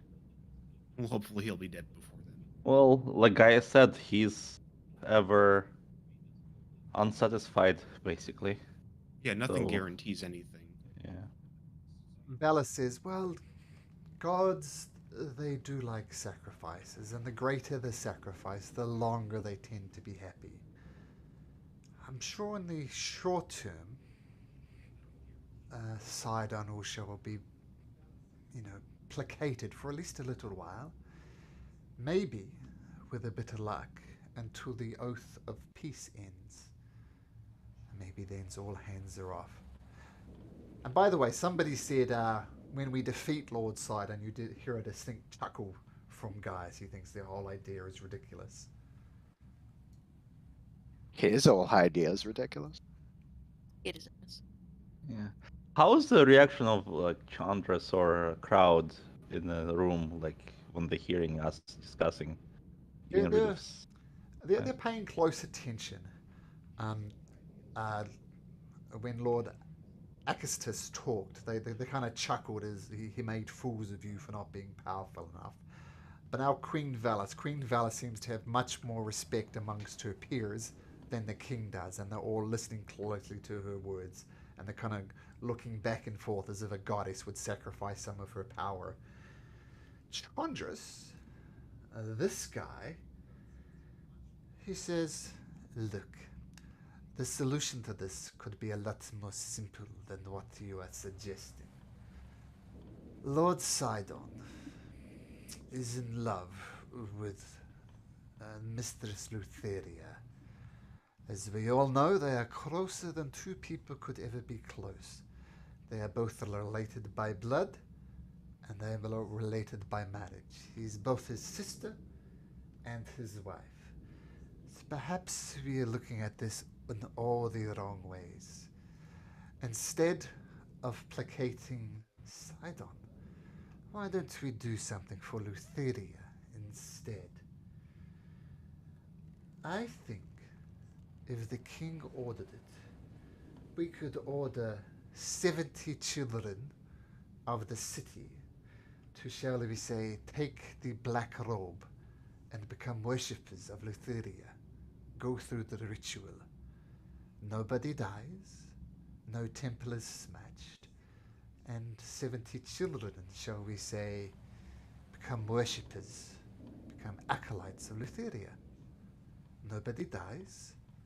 The children get an education in religion. They live a good life. It's a priestly life, a celibate life, but it'll be a good life. The 70 children are taken care of.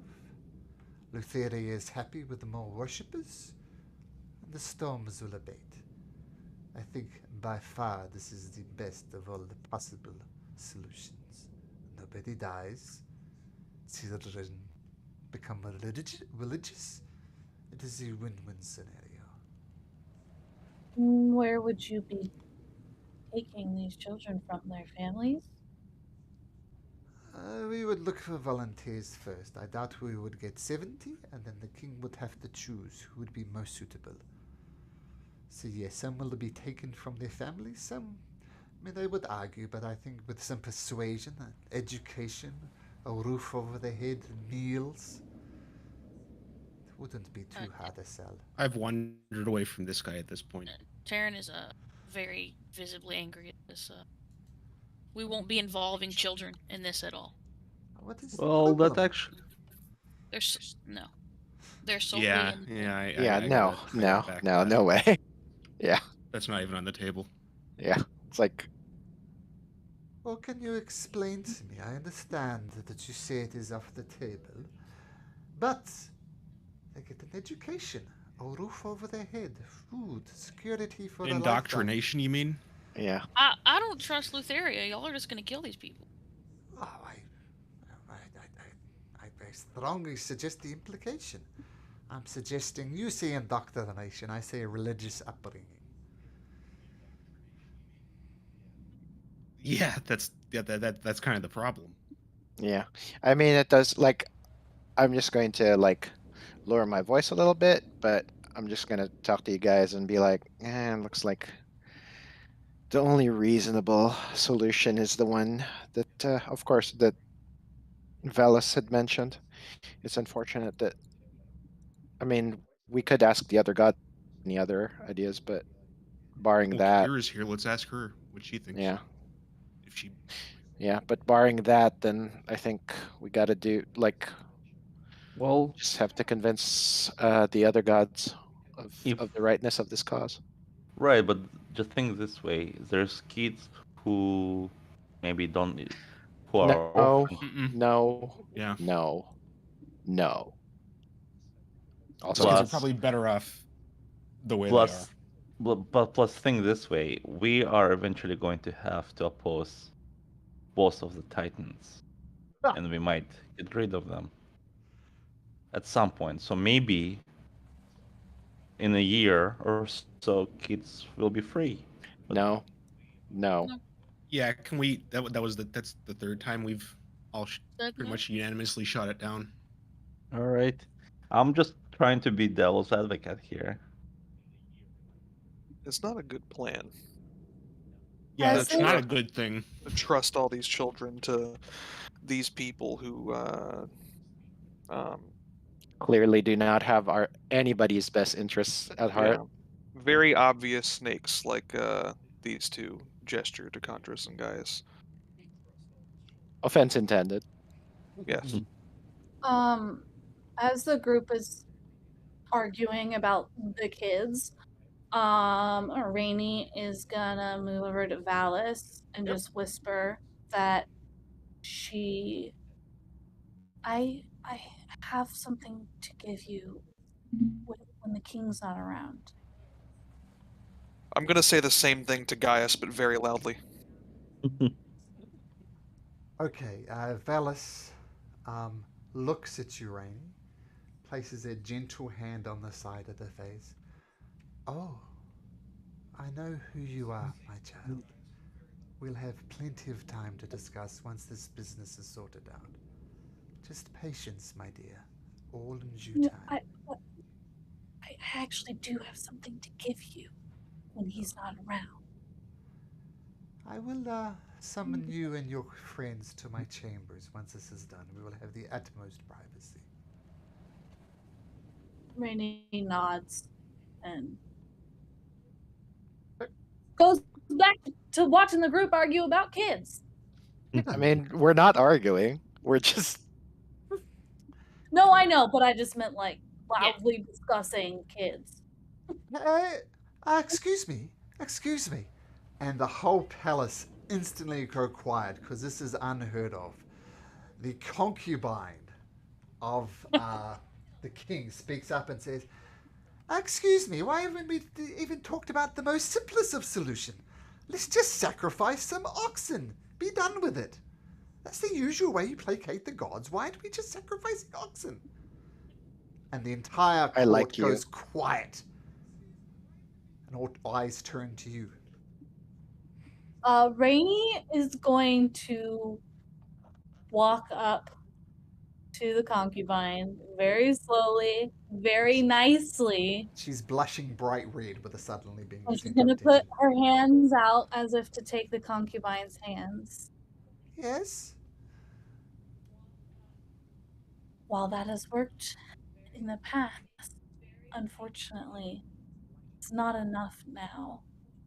Only earlier we were asked to sacrifice ourselves and our lives, and this is what he is doing in response to that. I know it worked before, but it's not going to work now. What if we did the so-called hecatomb of oxen? That's 100. Surely 100 would placate it. I really wish it would. Isn't it worth investigating at least? You said children are bad. Certainly look into it. It's certainly a better idea than I mean, I don't see we might as well look into it. King Akita says, "Oh, this is why I like you, Bella. You think outside the box and present the most obvious of solutions. I wouldn't go that far. The heroes of the prophecy," he says, ignoring you, "the heroes of the prophecy can help us sacrifice 100 oxen, I think should suffice. This whole situation goes away. Now, unfortunately, the coffers of Mitros are a little empty. I think if the heroes, the great heroes, the treasure seekers, the adventurers, could come up with a mere 10,000 gold pieces, we could in this situation right now. So why don't you sacrifice your money for the good of the city?" If it's mere 10,000 coffers, you sure Gold. have it in You your said back gold. pocket. Gold. Said gold. Oh. Why are your coffers empty, oh mighty Dragonlord? Well, thank you. I am indeed the mighty Dragonlord. I appreciate So that. much more. I seen a whole pile of gold sitting right there in your backyard. Well, What about that gold? Yeah, this is looking. Wasn't there the description that there was this huge silver dragon like sitting on a pile of gold? Sounds like that's the dragon's gold. Well, he's a Yeah. Dragonlord. He's commanding dragons. That's his gold. Well, yes, that is my mount, Icarus. And she doesn't sit on a pile of silver. Is her preferred currency, shall we say? I haven't counted it exactly, but I suspect there's about 20,000 silver pieces there, which doesn't quite get us to 10,000, unfortunately. But you're right. If you can placate the dragon and come up with a mere 8,000 more, we can solve the situation right here and now. Well done, Bella. And it gives her a hug. Answer the question. Why are your coffers empty? Well, I'm not sure if you've noticed, but storms ravage our land, livestock have been destroyed, food is in scarce supply, and most of my gold and taxes goes right back into the people. We just don't have the finances. Insight. Is he telling the truth? Xander, you're not so sure? Yeah. Yeah, I'm inciting that as well. Insight as well. Ah, no. Magdalena. Damn it. Oh my goodness. Oh my Come god. on. 7, 7, 7. Come on. Oh, there you go. There you go. Rainy. You know, the one that asked for it. Well, that makes sense. That makes sense. So, Rainy, you do know that livestock is definitely in short supply because of the sheer amount that had been sacrificed to Sidon.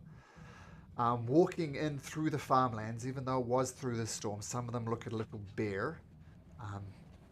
The storms have been frequent, not nearly as bad as this one, so a lot of crops have been destroyed. So there is some merit to what King Achistus is saying. It's not. You wouldn't be surprised if you genuinely found out that the coffers would be a little dry. So you get the impression that King Achistus, even if he wanted to, couldn't afford this. Gotcha. Okay, so Oh, heroes! You're mighty, you're great. You can't cast spells, but surely you've acquired wealth by now. What's 8,000 gold pieces amongst the great heroes of the Oracle? What's 8,000 gold pieces to a king? 8,000 gold pieces? I would gladly sacrifice, but unfortunately I just do not have the money. Times are hard. Can I take a look around the room to see how all of them dress? Like, are they all expensive, frivolous clothing? I know it's Greece, so it's probably just togas, but do I get sense of wealth, basically, of audience, not just king? Are you in the palace? He's literally sitting on a throne. It looks like a Golden throne. No, well, not a golden throne. That's impractical, but definitely gold inlaid and some precious gems around it. A lot of the nobles around the place are wearing, fine clothes. So there's money around. Yeah, so I kind of wave my hands around and say, "There, I see a lot of wealth here, and so nobody is willing to sacrifice this wealth. You asking somebody from outside of your city to come over and help? What kind of city, what kind of king are you without trying to even put your money and your subjects?" I am a king who looks for a solution for the salvation of his city. I'm a king who will do whatever he can to save his city. Now you look around, I see the way you look at my throne, I see the way you look at these nobles. And let's say you're right. Let's say I sell my throne. Who exactly would I sell it to? What about sacrificing it as part of sacrifice? King that sacrifices throne, that's probably a mighty sacrifice. It is not only a throne, it is a symbol. Would it be my mean like it is a symbol that the people look up to. I will not be sacrificing my throne, and even if I could, it is a mighty throne, maybe 1,000 gold pieces? We are too short. But you just said it yourself. It's a symbol, which means it's worth even more because it will symbolize that you're willing to give everything for your city. And I'm sure your subject, your people of your city will honor you for that because you sacrificed us for their lives. Once again, let's assume that you are right. Let's assume that it's as simple. 1,000 gold pieces still leaves us well short. How much do we? I mean, I turned to. So how much do we have? Do we want to do that? We don't have anywhere near that. Enough. Yeah, we that's- do not have that's insane. anywhere near that much. Yeah. I still think this ritual is our best idea. Yeah, we just have to talk to the other gods. Did you get the eggs? Maybe if you, how many eggs do you need? What do you mean? Did I get the eggs? We haven't met with those people, but I'm not giving side on the eggs. So Well, I mean, you probably No. just need one egg, no? no, No. I'm not. We're not giving them dragons too. Fuck that. And no. I think we should talk to Pythor, Vulcan, and Kira. Yeah, I just remember how Pythor was fighting alongside us, how strong he was. I'm sure we'll need the strength later, so that's what I'm worried. I'm giving hoping it we away. won't need their strength later. Well, That's he the whole only point fought of this. That's the alongside point us. of us being the ones to do this, is that we don't need them to rely on them as much. This is the first step to that. And he only fought alongside us because he owed us an act of service, which he's paid. So Right. I don't see He him pretty much choosing to he do that fucked again. off immediately after that Yeah, was he's done. square. He's square. Yeah, he lived up to his end of the bargain. That was Alright. a business transaction. Fair enough. But in that, he proved that he is trustworthy to uphold his end of bargains, whereas all of the rest of the people here Right. proposing bargains, Suck. I don't have Yep. that confidence in. I say Look, we at least talk. We're hurt. We're injured. We just ran here on your request. I think we could take a moment to rest and recover before we make any hard and fast decisions. Guy says, oh look, they've got a few scratches and they're delaying the salvation of the city. Are we really putting our weren't faith and asking trust in you. these people? And nobody spoke to you. I'm merely expressing my opinion, which is my right to do. Yeah, that's what you sound like.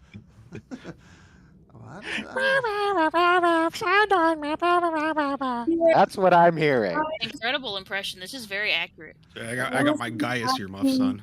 You.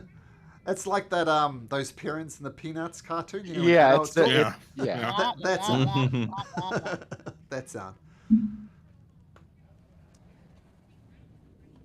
I keep Ira. hearing the stream in the background somehow. Ira does approach you and says, well, guys, in a way, Gaius is right. We need to make a decision. I mean, this is not going to be a combat situation. I see how burnt and crispy you are, but maybe we should just take a moment to talk to people. Talk to It sounds like the gods. decision's Oh, you're the made only that we're going to be having this conference with the gods. Yeah. I mean, how do you? aren't here. We need Yeah. to talk to them. So can we just have a moment to get our Yeah. bearings while we wait for them to arrive? Is that allowed? Yeah, take it. Pythor and well, the king says Pythor and Vulcan are in the palace. They're not that far away. We could summon them simply. It's not difficult to talk to them. Then why aren't they here? Then summon them now. What are we doing? You said that they were on their way, not that they were already here. I might If have they're already misspoken. here, Pythor! why Someone get Pythor and Vulcan. Jesus. And Pythor. Oh, Jesus is not available. It's just Pythor and Vulcan. And Pythor and Vulcan come in. Python is still enjoying the liquid refreshments, but he's not nearly as hammered as you first met him. Almost certainly so- because his daughter is alive, Honora. Yeah, so I'm going to ask, like, we'll try to set it up so that it's going to be the party and the three gods talking, and basically, like, maybe go into, like, a side room or whatever, because I really don't want to talk Can to I the borrow your peanut gallery. conference room, please? Yeah. I we can use just have the this printer? conversation with only the people who matter. Yeah, Mr. Peanuts over there can just, like, bitch later. But You may have the conference room, but You know, the longer you take, the longer my city suffers. But please, take my conference room. You have my word as the king that no one will disturb you. But let's say we'll give you 1 hour. Sounds good. Great. Thanks. Bye. So you and the 4 gods, including Velis, Kyra comes along, Pythor and Vulcan. You appear in a conference room, the 10 of you. And Velis starts and says, well, my fellow gods, I think you know that the tasks we must do, we work together, we could pull off this miracle and end this storm. I think you all know what it will cost us individually. I am prepared to make this sacrifice. Kira says, well guys, here's the thing. I can do this, but it's gonna cost me a lot. If I do this, there's going to be no more songs of perseverance, no more songs of heroism, no more anything. It's gonna take me time to recover.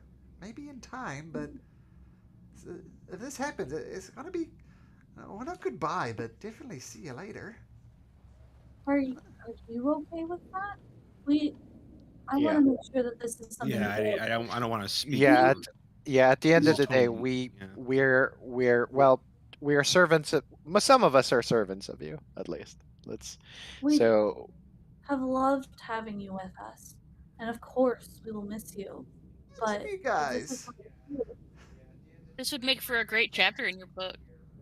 mhm. Yeah, one Yeah. that is all about you.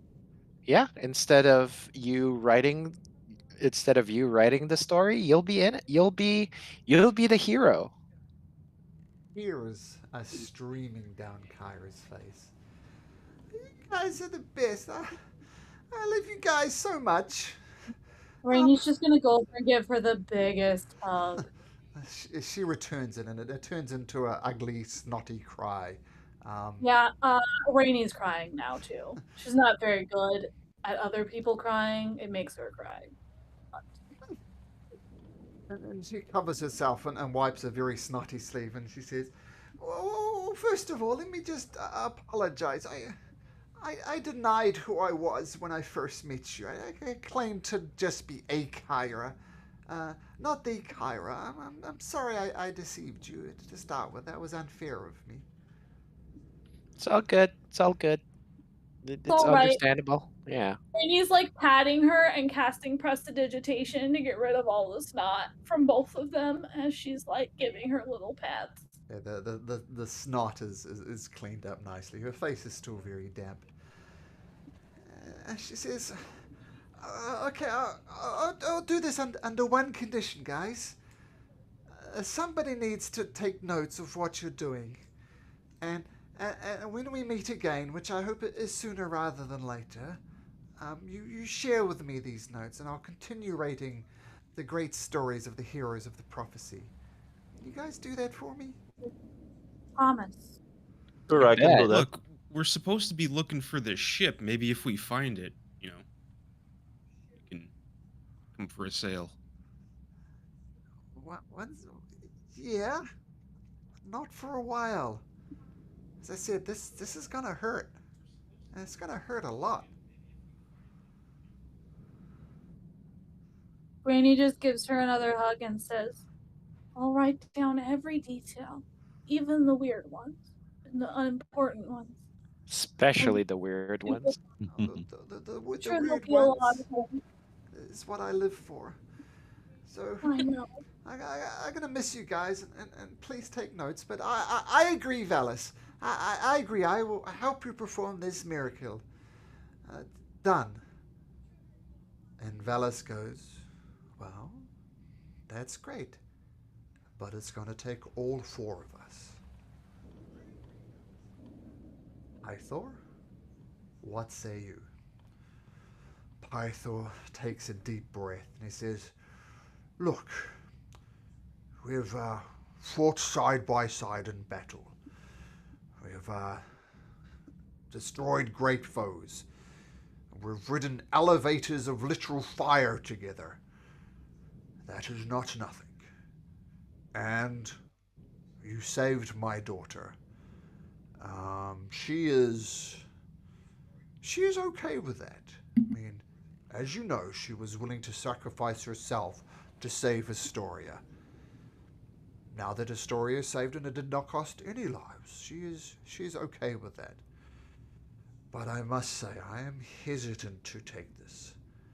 I am Pythor, god of battles. That's how I've made my name. You saw the way I swung my axe. You saw the power I have. The power I have is everything. It is the thing that defines me. It is the thing that people look up to me in Astoria for. If I am somehow lesser, then I cannot be the king that they need me to be. I'm hesitant to take this deal. I don't think that's true. My king, I think you aren't just your battle prowess. As you mentioned before, you have a daughter.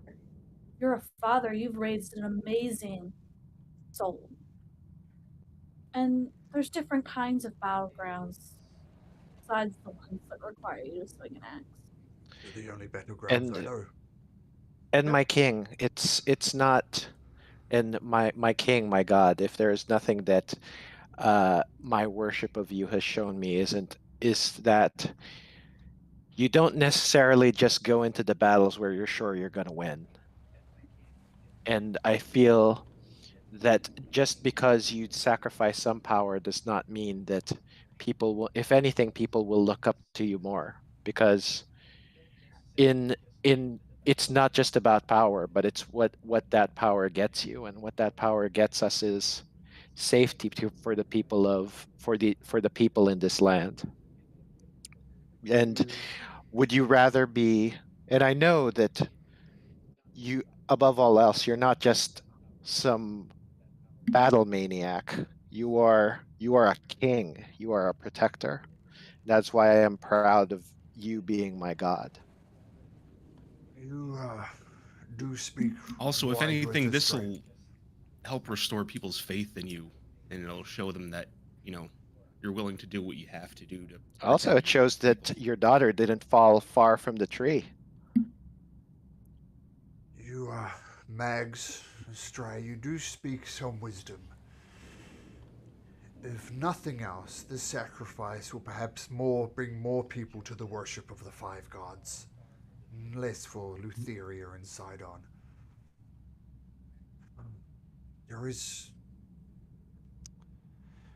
It's difficult. You speak wisely, but the things that has defined me is my prowess in battle. And now I will be less than that.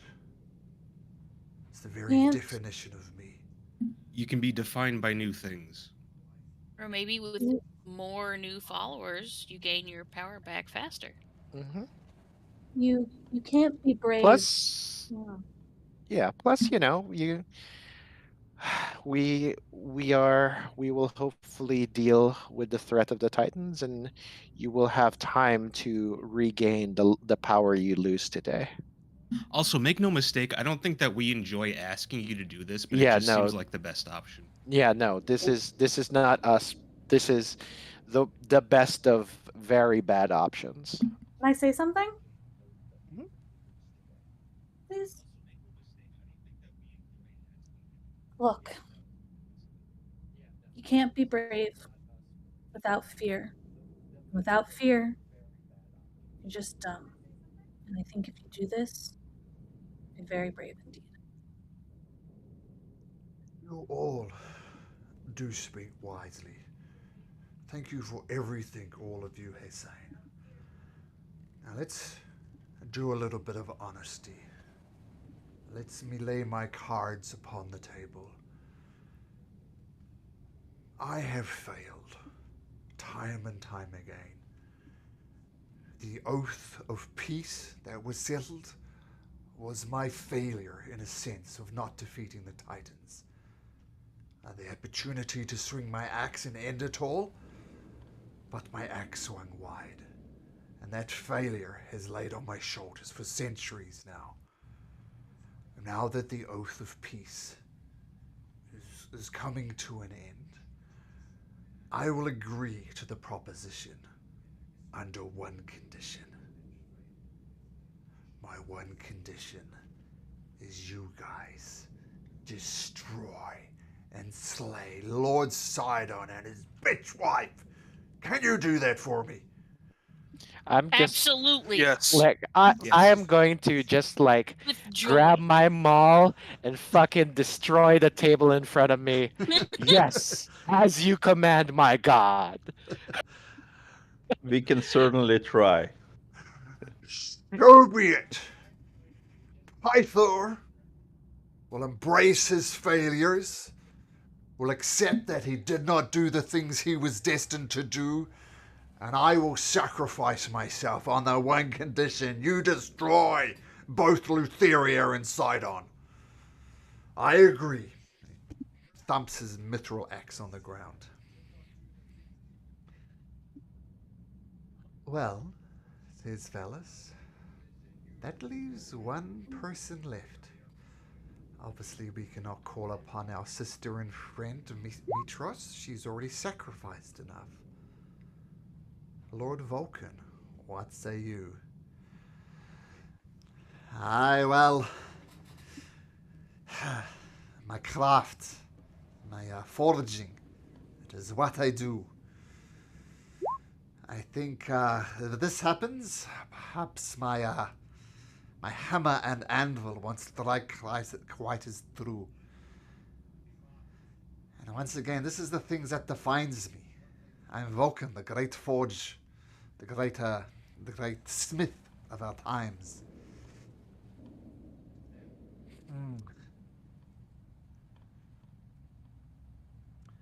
You relit your forge and stuff. So. You did relit my forge, and don't think I don't appreciate that. I do have the help of the Forge Keeper. I do not think it will delay the items that you requested. But once that year is up, I feel I will lose the ability to do my craft to my best of my abilities. That is a great sacrifice. I will promise what little downtime we have while we're in Astoria, I will spend helping you forge. That is Would you still appreciated. know how?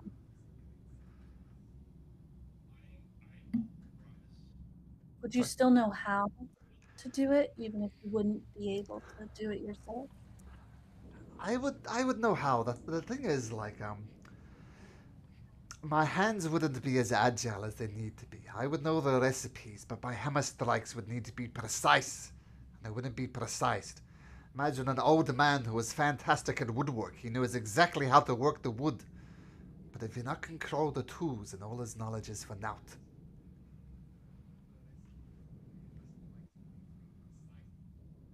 What if we could guarantee hands, people to be your hands, people to work with you? But I think, what is it? Magdalena Estrella? Who made the offer to help me in my forge? It says Malcolm. That was Mags. Do you have any That would be proficiency in smithing, in working with metal? Smith's tools. Also, cleric of the forge, I right? can literally things. Yes, I am. Yeah. I've done forge work. That's kind of my deal. You're a bit more than an apprentice, then. I tell you what, that is a mighty fine offer. If you agree, once this madness is over, assuming the Titans have been defeated, if you would work with me in my forge for, say, a solid year, and perhaps you become the great smith of the age. As Vulcan fades, Magdalena, the goddess of the forge, will rise. You know what? I like that. All right.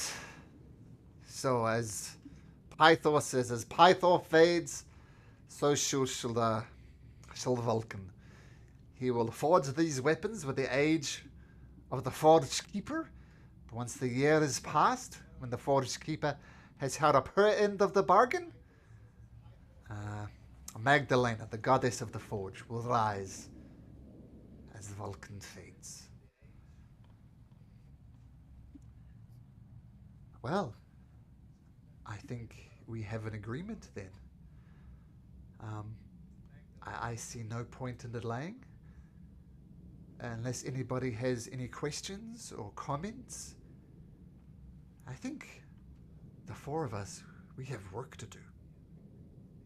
I know I don't want to delay you further, but I was asked, and he gave an oath, give this directly to you, Queen Valis, without the king being present, and I think we meet that here, and Rainey will pull off the giant fucking dragon horn that she's been dragging behind her.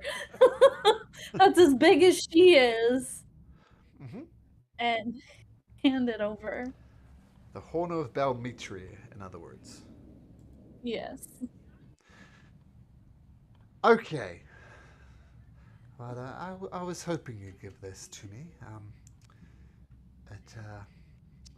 Balmitria was a great dragon, and she was one of the many who sacrificed herself during the First War. Now, one final word before we do this. King Acastus,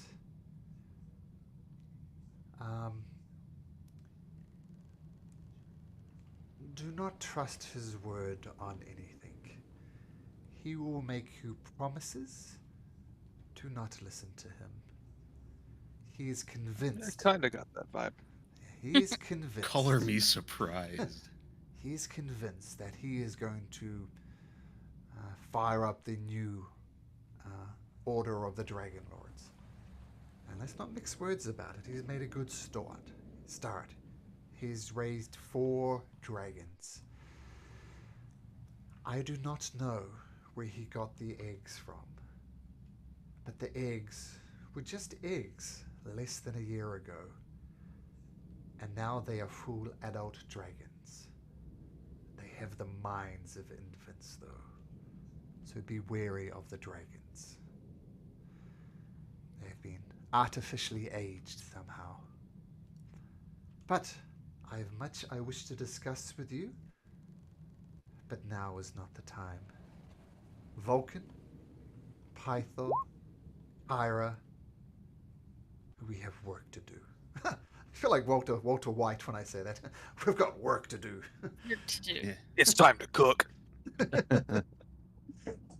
And Queen Velis stands up and holds out her hands. Kyra grabs one of them, Pythor grabs a hand, and at the end of the chain is Vulcan.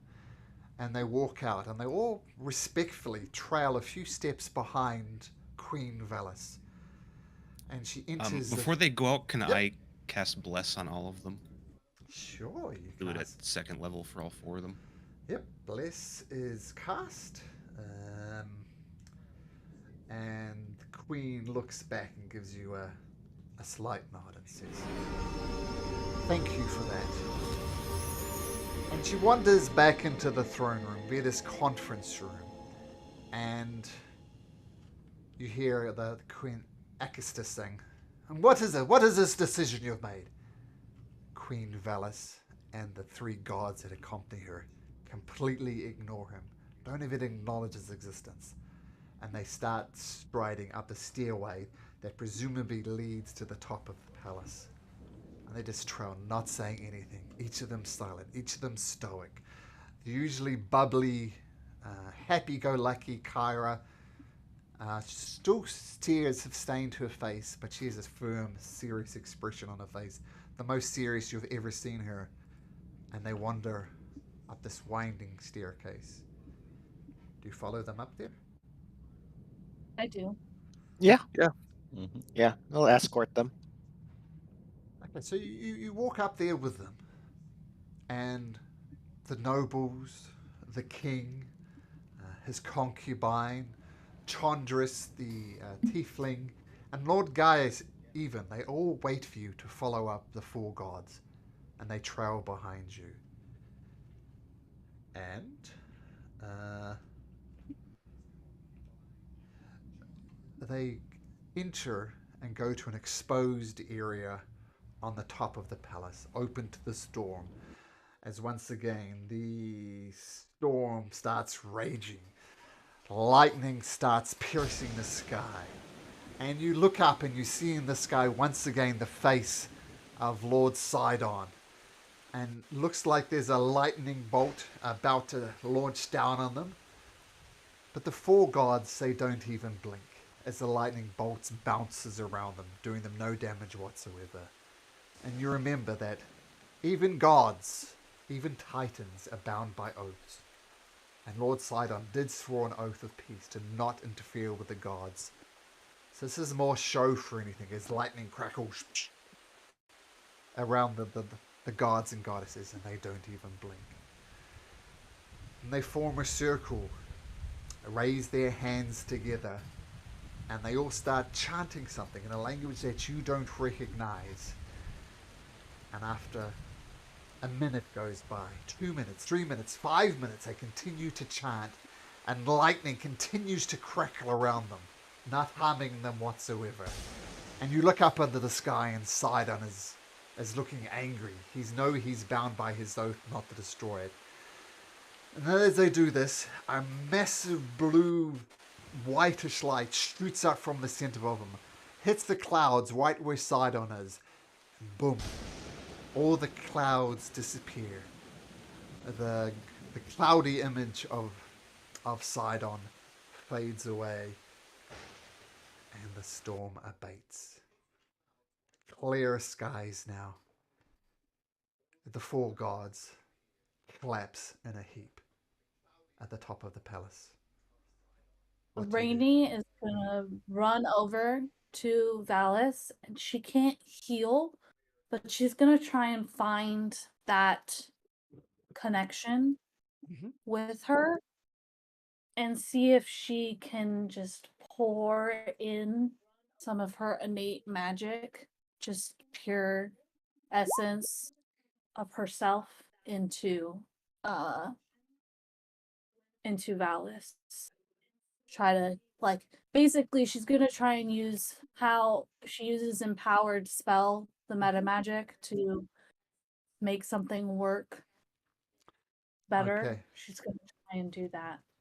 So with after a minute or so of doing this, Valis, who is still remarkably beautiful, but somehow less so. You see fine lines and wrinkles. You kind of pick her up and cradle her arm. She's incredibly light. This has obviously cost her a lot. But she raises a gentle hand and places it on her cheek and says, "Thank you. Thank you, my child." And Stray, you run over to Pythor. Pythor mean... when I imagine Pythor in my mind, I imagine him like the classic strongman who do strongman competitions. Very, very strong, but also very round around the belly. He is definitely less than. Some of his massive muscles are... Now there's loose skin around him. Has obviously cost him a lot. And what do you do in particular, Australia? Yeah, so I assume he's like the kind of like that. So my assumption is like he's kind of like he doesn't want to show too much weakness even in this moment. So rather than, try to coddle him and do something like that, I'm just going to look over to him and sort of like with a huge amount of respect, I'm just going to sort of like outstretch my hand over to him so that when he's ready, he can just clasp it and stand up like the boss he is. Okay. He does, when you grasp his hand, he kind of blinks, and you pull him up, and he whispers in your ear, "I feel so weak. Support me, but don't make it obvious." Of course. And I will not forget my promise. Sidon's days are numbered. Yeah, damn right.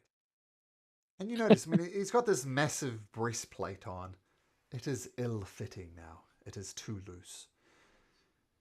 And he says, pull the breastplate back from the back, son. Pull the breastplate back. Yeah. So I'm going to just help him adjust his armor to his sort of like new dimensions. Yeah, definitely skinny grog vibes going. Not maybe as extreme as was on the show, but definitely that type of vibe. Okay, so you support him. Actually, I'm going to have you make a performance check, Australia, to see how well. I mean, he wants you to pull off the ruse that this didn't cost him anything, and plainly it does. So let's see how well you pull it off. Not very well. It's not convincing. He's just too weak. But you're doing your best. Keeping up appearances as best you can, but people can plainly see that his pride and half Australia are keeping him straight up. Yeah, Mags? I mean, I'm going to try to block his. I'm going to try seeing that I'm not really a good actor and I'm not built for that. I'm actually going to sort of like use my body to block him from the side of the sort of like the peanut gallery. Sure. Yeah, it's hard. They're not worthy of seeing my god so diminished. Okay. And Mags, you rush over to Vulcan. Yeah, she'll just like help him up. Pretty just kind of, offer him an arm and help him up. He doesn't seem like a man for much ceremony. But as he kind of gets up, she's gonna use thaumaturgy, and all the flames will get brighter, and he flames around. Ooh, okay, so woof, they light up. And as you hold Vulcan's hand, you do the classic, bro thing where you Yeah, hold yeah. him in almost like an arm I wrestle offer him the and pull him forearm. up. He gets the whole forearm. Oh, the forearm. Okay, you pull him up, Yeah. and you can't help but notice he himself looks relatively normal, but then you look at his fingers. His fingers now look as if they're riddled by arthritis, and you look at him and you take more notice of his body. He's moving very stiffly, even compared to the other gods. He seems very stiff, and you see his hands are all gnarled and twisted in weird directions. You'll be good. I will be less. But you, Magdalena, you will be more. We will forge the great weapons together in due time. He stands up. Still one more goddess on the ground. Yeah, I ran and picked her up. Sorry, who ran and picked her up? That was Taryn? Taryn. Taryn. Taryn. She just looks tired. She looks exhausted. She's beautiful, not as legendary as Valis, but she's still beautiful. And she just looks as if she's exhausted. She's had too much. But you help her up, Taryn, and I tell her I don't know how to read. I mean, I don't know how to write, or read. But I will remember all these stories to tell you later. I would appreciate that. I'm gonna miss you guys. I love each and every one of you. I'm sad, Taryn. I'll just give her a really big hug, and everything's gonna be okay because you're gonna end up having a really great story to write, and everybody's gonna be happy. If you guys do manage to kill Sidon and Lutheria and bring peace to this land, even in ways that the original Dragonlords couldn't, it's gonna be one hell of a story.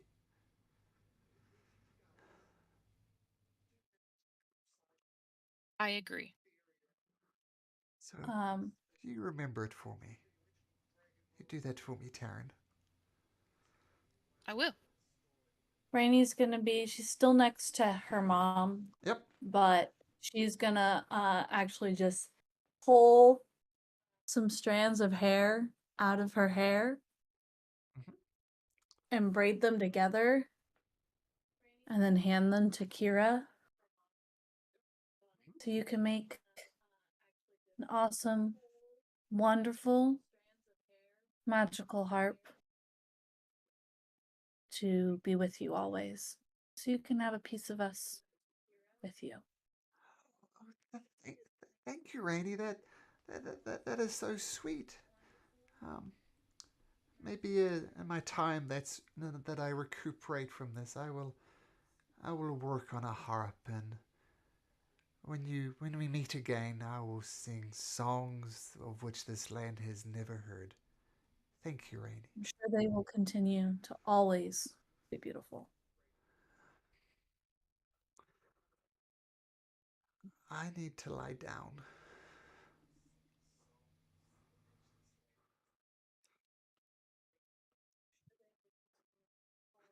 Can Yeah, we that take was you off that was somewhere? that was a thing. Valis, Pythor, Vulcan, and your friend Kyra in particular. You escort them down the stairs. Strangely, there is no heckling from the cheap galleries. Lord Gaius is thankfully keeping his mouth shut. Tondris Oh, is giving you room. Bella, the concubine, has her head bowed, and no one is saying a word as they respectfully part on the staircase sitting down to the palace. As the six of you escort the four gods and goddesses down, you find a quiet place for them to rest, and they all lie down and go into a deep sleep. You know, they will awake, maybe after some rest. You know Vulcan will go to the forge. You know Pythor will return to his city, and you know that Valis will still be in the palace she's in now. And Kyra, you're not sure where Kyra, but she seemed to imply that she was in Mitros. And they lie down and they go into a sleep slumber. Their sacrifice, while it costs them a hell of a lot, has worked.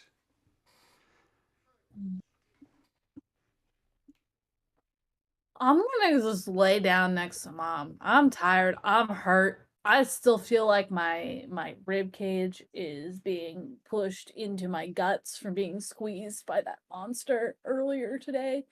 And so I'm just gonna lay down. Lay down next to your mum, absolutely. Yeah, not on the same bed. Probably on the floor next to the bed. Sure. Take some blankets Sure. and pillow. And you guys, it's quite, it's about midnight now. It took a lot of deliberation, took you a long time to get here. You guys are all quite spent. You realize it. There was a long way to get here. A nasty argument, then a very humbling sacrifice. Do you guys rest up too? yeah, for Yes. sure. Yep. Okay. The deep slumbers are had by all. Feel free to take a long rest. I know some of you are physically hurting. I'm gonna ask before the rest, Yep. Taryn, if I can hold one of those eggs I don't while I have the eggs. rest. Oh, They don't have the eggs yet. They We have don't not have been eggs, yeah. delivered oh, they yet. haven't delivered them. Yeah, Yeah. nuts. Before we go to sleep, Sander will use his magic quill to start writing what happened, what transpired today. Just keeping log. I'll say one final thing that Kyra did. If you remember, she carries numerous scrolls on her back. Let me just bring up her artwork again and you'll see what I mean. So notice from this art, she's got all these scrolls on her back and the quill. She hands over the scrolls to you, your group, and that is where she requests things are recorded. So imagine that's what you're using, Xander, to write down the events of the day. Yeah, make it like fancy and stuff with different ink and Yep. just to make it. While you may be a poet of sorts, Xander, you are no poet at all compared to Kyra, but you record it as No, best no, you no. can. As best you can. Yeah, I'm just recording. Not creative. Okay. A long rest is had, so get all those nice hit points back. And as you awake, you hear a knock on the door. Just thump, thump, thump, thump, thump, thump. You're all, we'll say you're all in the same room where Valis and the other gods and goddesses are. Somebody gonna get that? I'll get I'm going to go. Yeah. there you I go. think both of us will go for the door. Perfect.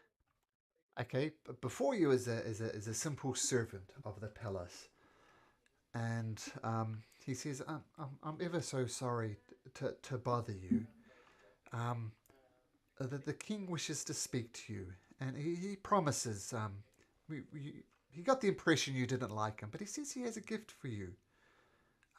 So the king requests your presence. Thank you. Okay. Yeah, I'm not gonna like take it out on the help, so I'm just gonna say We'll thank you. get there as soon as we can. We had a rough night. Yep. We need to make ourselves presentable. The king did insist that you come as soon as possible.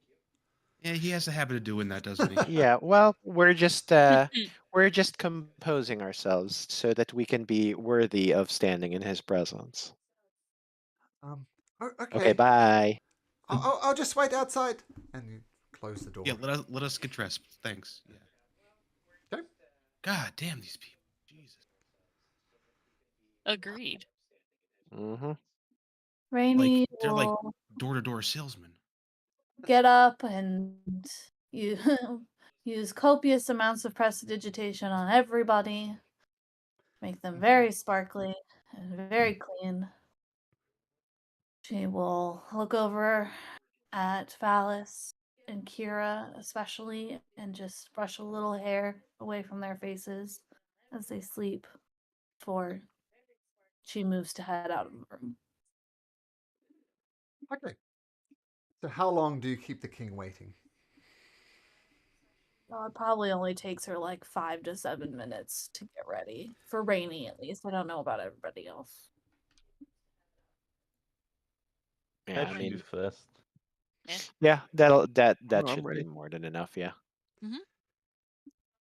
Magic is useful that way. Okay. Your magic. You look presentable. I mean, you did get a good sleep. The four gods and goddesses are still deep in a slumber, breathing, snoring heavily, and yeah, you can't help it. They look less than they did before in various ways. But you go through to the palace,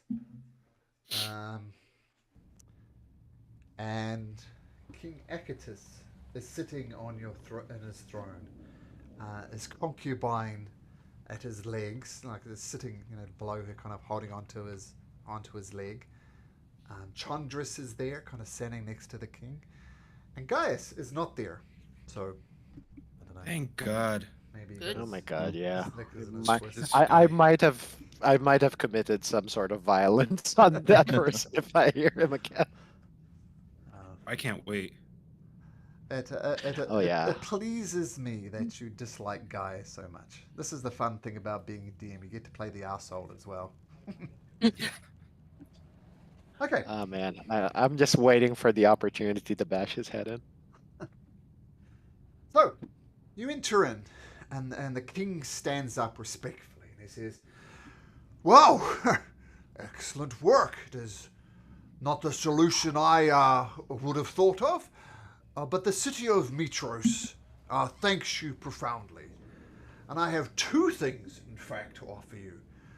I kind of wanted you a bit earlier." And he kind of glares at the servant who scuttles away out of sight. And he says, "I have heard that you require a great ship Am I mistaken in this assumption? We're not. Mhm. One of the greatest of all Dragonlords, one of the most powerful, one of the most courageous, was my ancestor, a man called Esther Arklander. Hmm. Now, do you guys remember who he is and what he did, or would you like me to remind you? It says He's nothing. bad. He's a real nasty man. Yeah, he became like a conqueror, right? And like we're trying He's to like actually, a tyrant, basically. yeah. Is he like on a ghost ship right now too? Supposedly. Yeah. I think genocidal maniac would be an apt description. I mean, he didn't just massacre the soldiers, he massacred the women and the children and the elderly, everybody. So, genocidal maniac would be a fairly accurate description of it. But one of the great ancestors, one of my great ancestors was Esther Arkalander, one of the greatest of all the Dragonlords, one of the most powerful, one of the most feared, and I would hesitate to say one of the most courageous. Here's my ancestor. And Insight check that he actually believes all this fucking shit about Yep. his awful ancestor. Sure. Yeah, I'd believe he believes it. I would too, but odds on that one. You're not sure. Yeah, he believes it. I mean, of course, the thing when you commit genocidal acts, it's usually there are people behind you cheering you on, right? Yeah. I don't want to talk about genocide. It's a depressing subject. Let's not bring it into the real world, but yeah, it's depressing. There's people behind it. Already in the real world. Says, look, I happen to know where the Ultros is, and I present you with this map. If you follow this map, you will find Ultros, the mighty ship, and you'll be able to travel the Silurian Gulf. Even the might of Saul Sidon will not sink that ship. It is very, very powerful. So this is my gift to you for saving my city. A map to the Ultros, the mightiest of all ships. We appreciate Maybe that. we'll Can I take the insight? map. Cool. Thank you. I would like to insight check this to make sure he's actually thinks he's given us the map to the ship. Yeah. Same. I'm mostly thinking of trying to figure out what his ulterior motive is, but insight check. I want to insight as well. Cool. Ah. Yeah. So what you're looking for in particular, Magdalena? I'm not going to give you his life story. What are you inciting? That he actually thinks this leads to the ship. In your opinion, yes. Not just an empty gesture, so to say. Yeah. Well. Brady will take the map and promptly hand it to Magdalena because she's not good with maps. Sure. I will show you on the map approximately where it points to.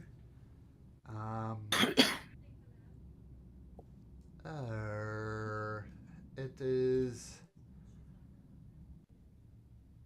Strangely, I didn't put it on this map. I looked it up. It's approximately down here somewhere. Sorry, you don't see this right there. Sort of to the east of Mitros. I'll confirm that though, but I'm pretty sure that's where it is. Yeah, so if you follow the map, there's some the so-called Dead Falls there.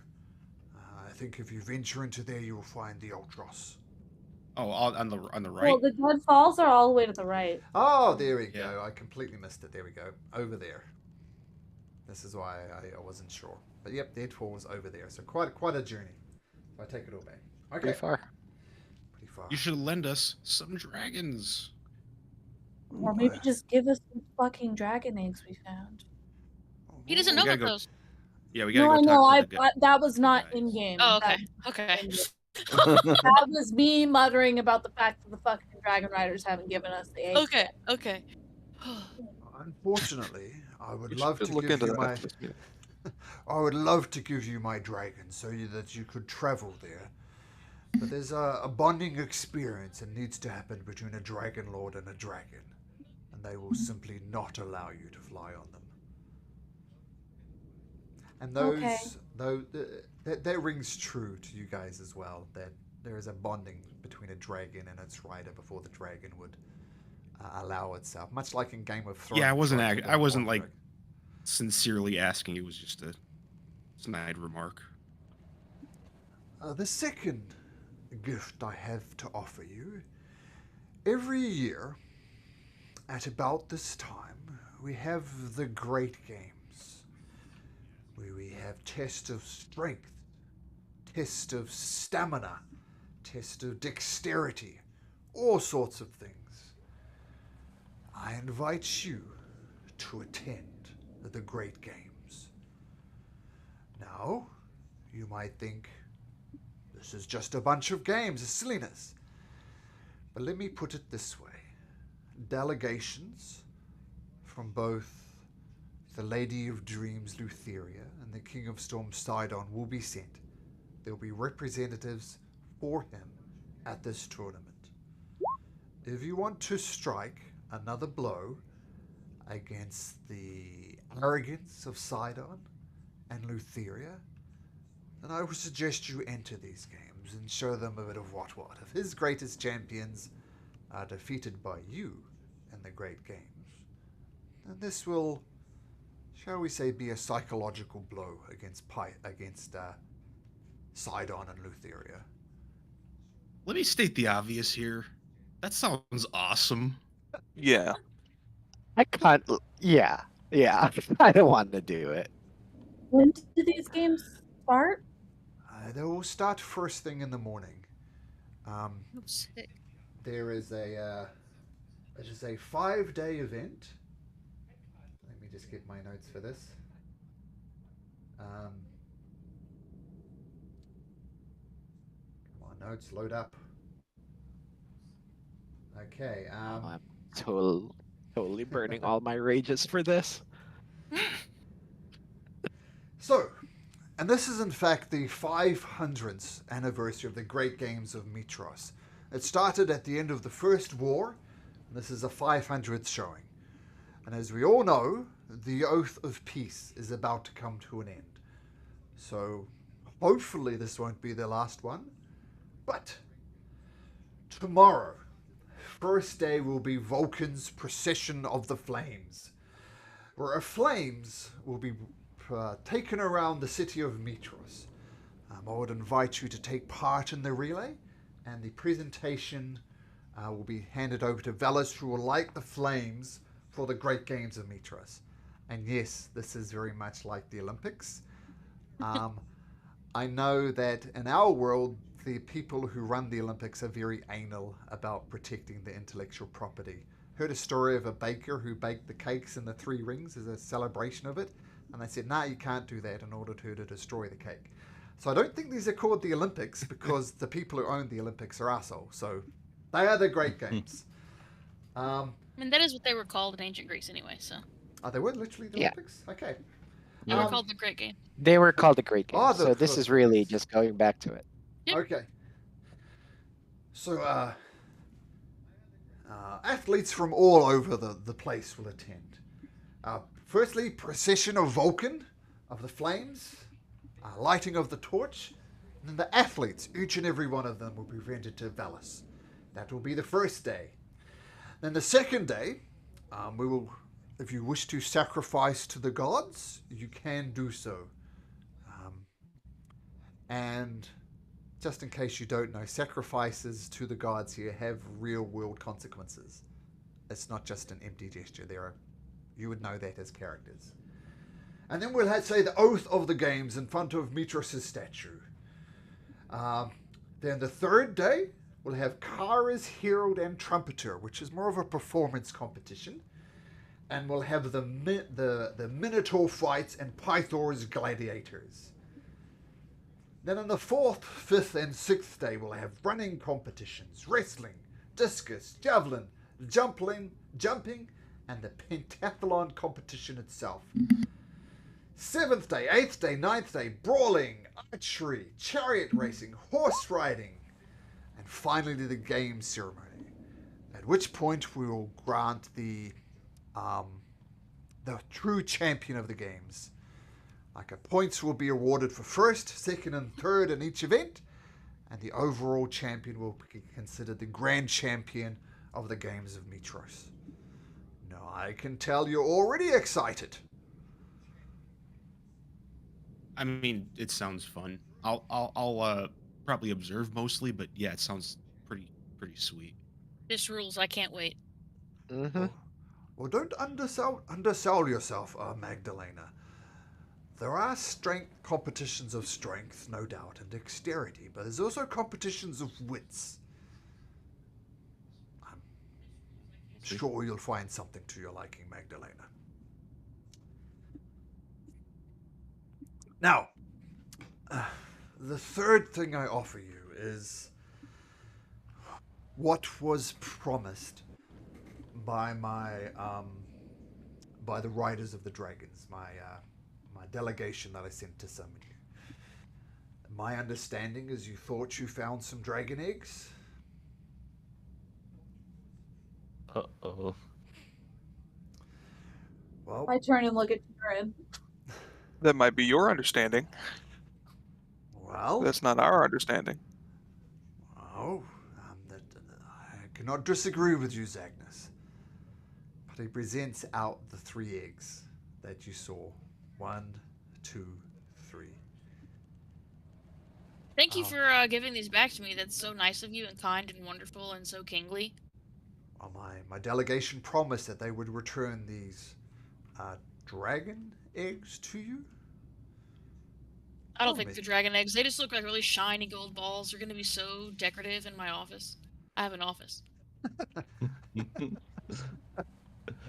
Well, that is great news. They are yours. Thank you so much. And I'm gonna scoop them up really quickly, and I'm gonna hold all 3 of them close. Okay. I am implying something. Do you want me to state it explicitly, Taryn? She's very stupid. So Maybe you should have Blip look at them again. okay, See if yeah. they're the same ones. There's Blip. Mm-hmm. By the way, I named him Blip because of the sound roll 20 makes when you cast a spell. Anyway,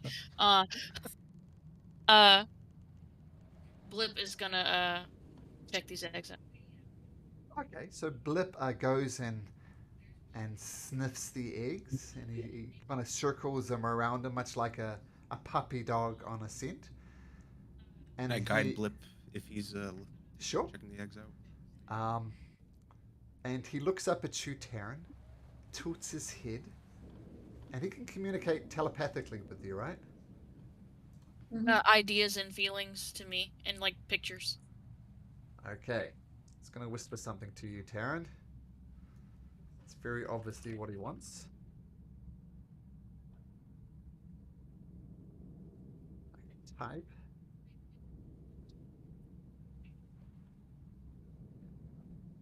Ah!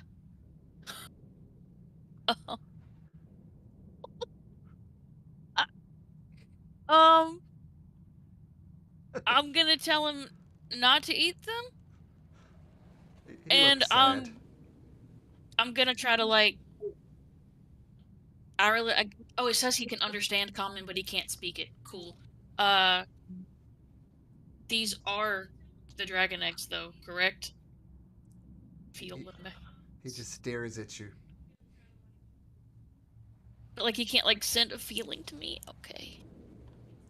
I get the sense that the king is hiding something or not when he was handing these eggs over. Can I inside the king just to see if he was truthful? Okay. So doesn't matter. Thank you, Xander. That's the feeling you get from Blip, Taryn. So I think Raina, you said something. Oh, yeah, you're inside I of the wanted king as well.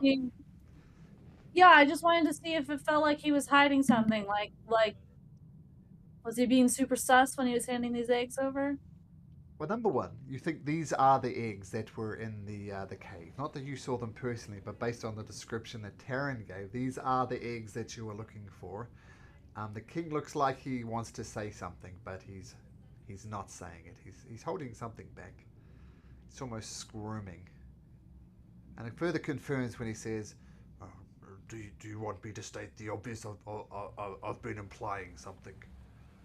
Shall I state the obvious? Yeah, do I it. really want to, so. They're not dragon eggs. Amazing. What are these? Some type of Do we- bird do- eggs. I'm just gonna look at Blip. Right? Uh, That's the vibe you get from him.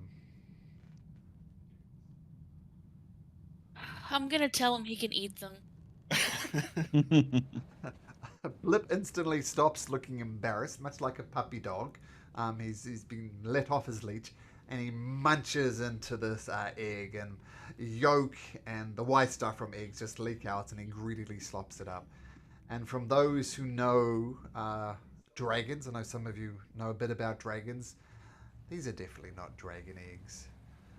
Dragon eggs are more like the dragon eggs from Game of Thrones, if you saw that. Like, they're very solid, very hard.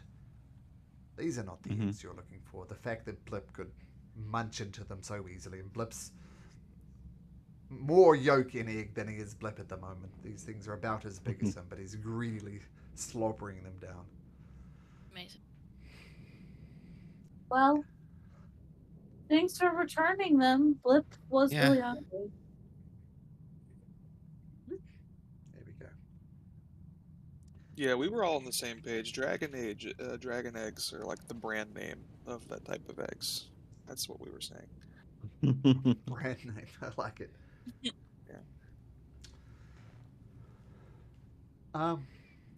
Another servant comes in, and he says, forgive me, my king, but the queen is awake, and she wishes to talk to the heroes of the Oracle.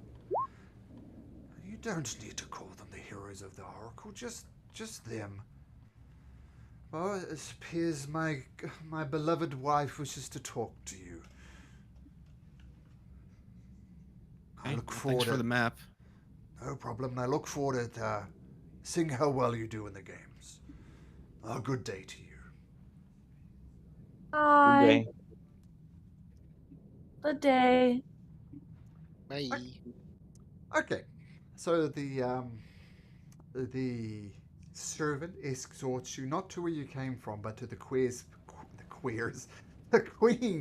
personal chambers, and she's there. She's sitting in her bed, but she's in her bed, but she's sitting upright, and she says, more weakly than she's spoken before, but for obvious reasons, she says, "My friends,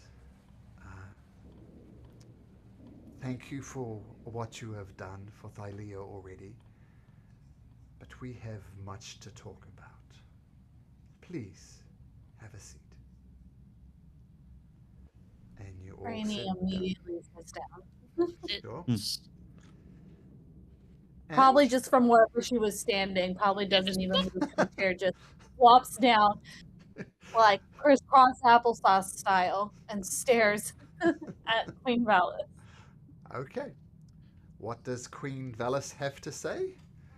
Tune in next week, same time, same bat channel, and we'll discuss what the Queen has to say. Actually, no, not next week at the same bat 2 channel. weeks, yeah. Yeah. Yeah. So no one next week. As I said, as a New Zealander, I'm culturally obliged to attend this event. So we'll be skipping next week, but in 2 weeks we'll see what Queen Valis has to say.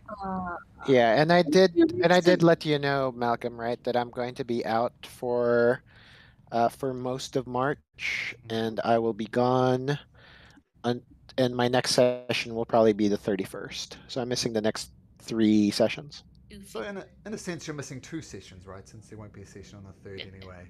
No, it's 3 sessions. Because It would be March is 4 the weeks, extra week. basically. 4 weeks. Okay, well, you'll be missed, Yeah. Australia, but I know you're heading back to the motherland. Is that right? You've got Filipino Yes, roots? I am. Yeah. Yeah, no, I was born and raised in the Philippines. Yes, What I part of moved the here Philippines? in my 30s. Quezon City. Quezon City. So Ah, like in yes. the in Metro Manila. So Yeah, I I lived was in a city Quezon boy. City for a while. Yeah. I had a It's friend fun. there, but I've lived all over the Philippines. But enjoy that. I'm a little bit jealous, to be honest, but I hope you have a good time. Hmm. And I will. you'll be missed. But Um, yep. on that topic, I am not going to be able to come on the 10th. It's a Okay. big anniversary party that's happening Friday night, so Okay. All right. Noted. but I'll be back for the rest of the. I should be back for the rest of the month. That's just Yeah. a once in a blue moon thing. Cool, no Yeah, I mean problem. it should be relatively easy to just run astray at the nearest problem and hit it Yeah. Sometimes I until it play. stops Fair. being a problem. Sometimes I play players' characters when they're away, and it's always difficult to play the spellcasters. But barbarians are relatively easy to remote control. Well, at least I Get don't have mad, as many spells as like a wizard or a cleric or a druid. At least Mhm. sorcerers don't have as many spells. That's true. Yeah. That's true. And sorry, you're still not 5th level. I was about to ask. Yep. Hell, all right. What's it? Do we need to kill that frickin' Evilo Gaius? Yeah, let's kill Gaius. You know what Okay. spell I would have taken? Even if we don't we have were to, this can level we? at the end of this session? Yeah. Right. Even if Malcolm tells us that we actually lose XP if we kill him, I still really want to kill him. Yeah.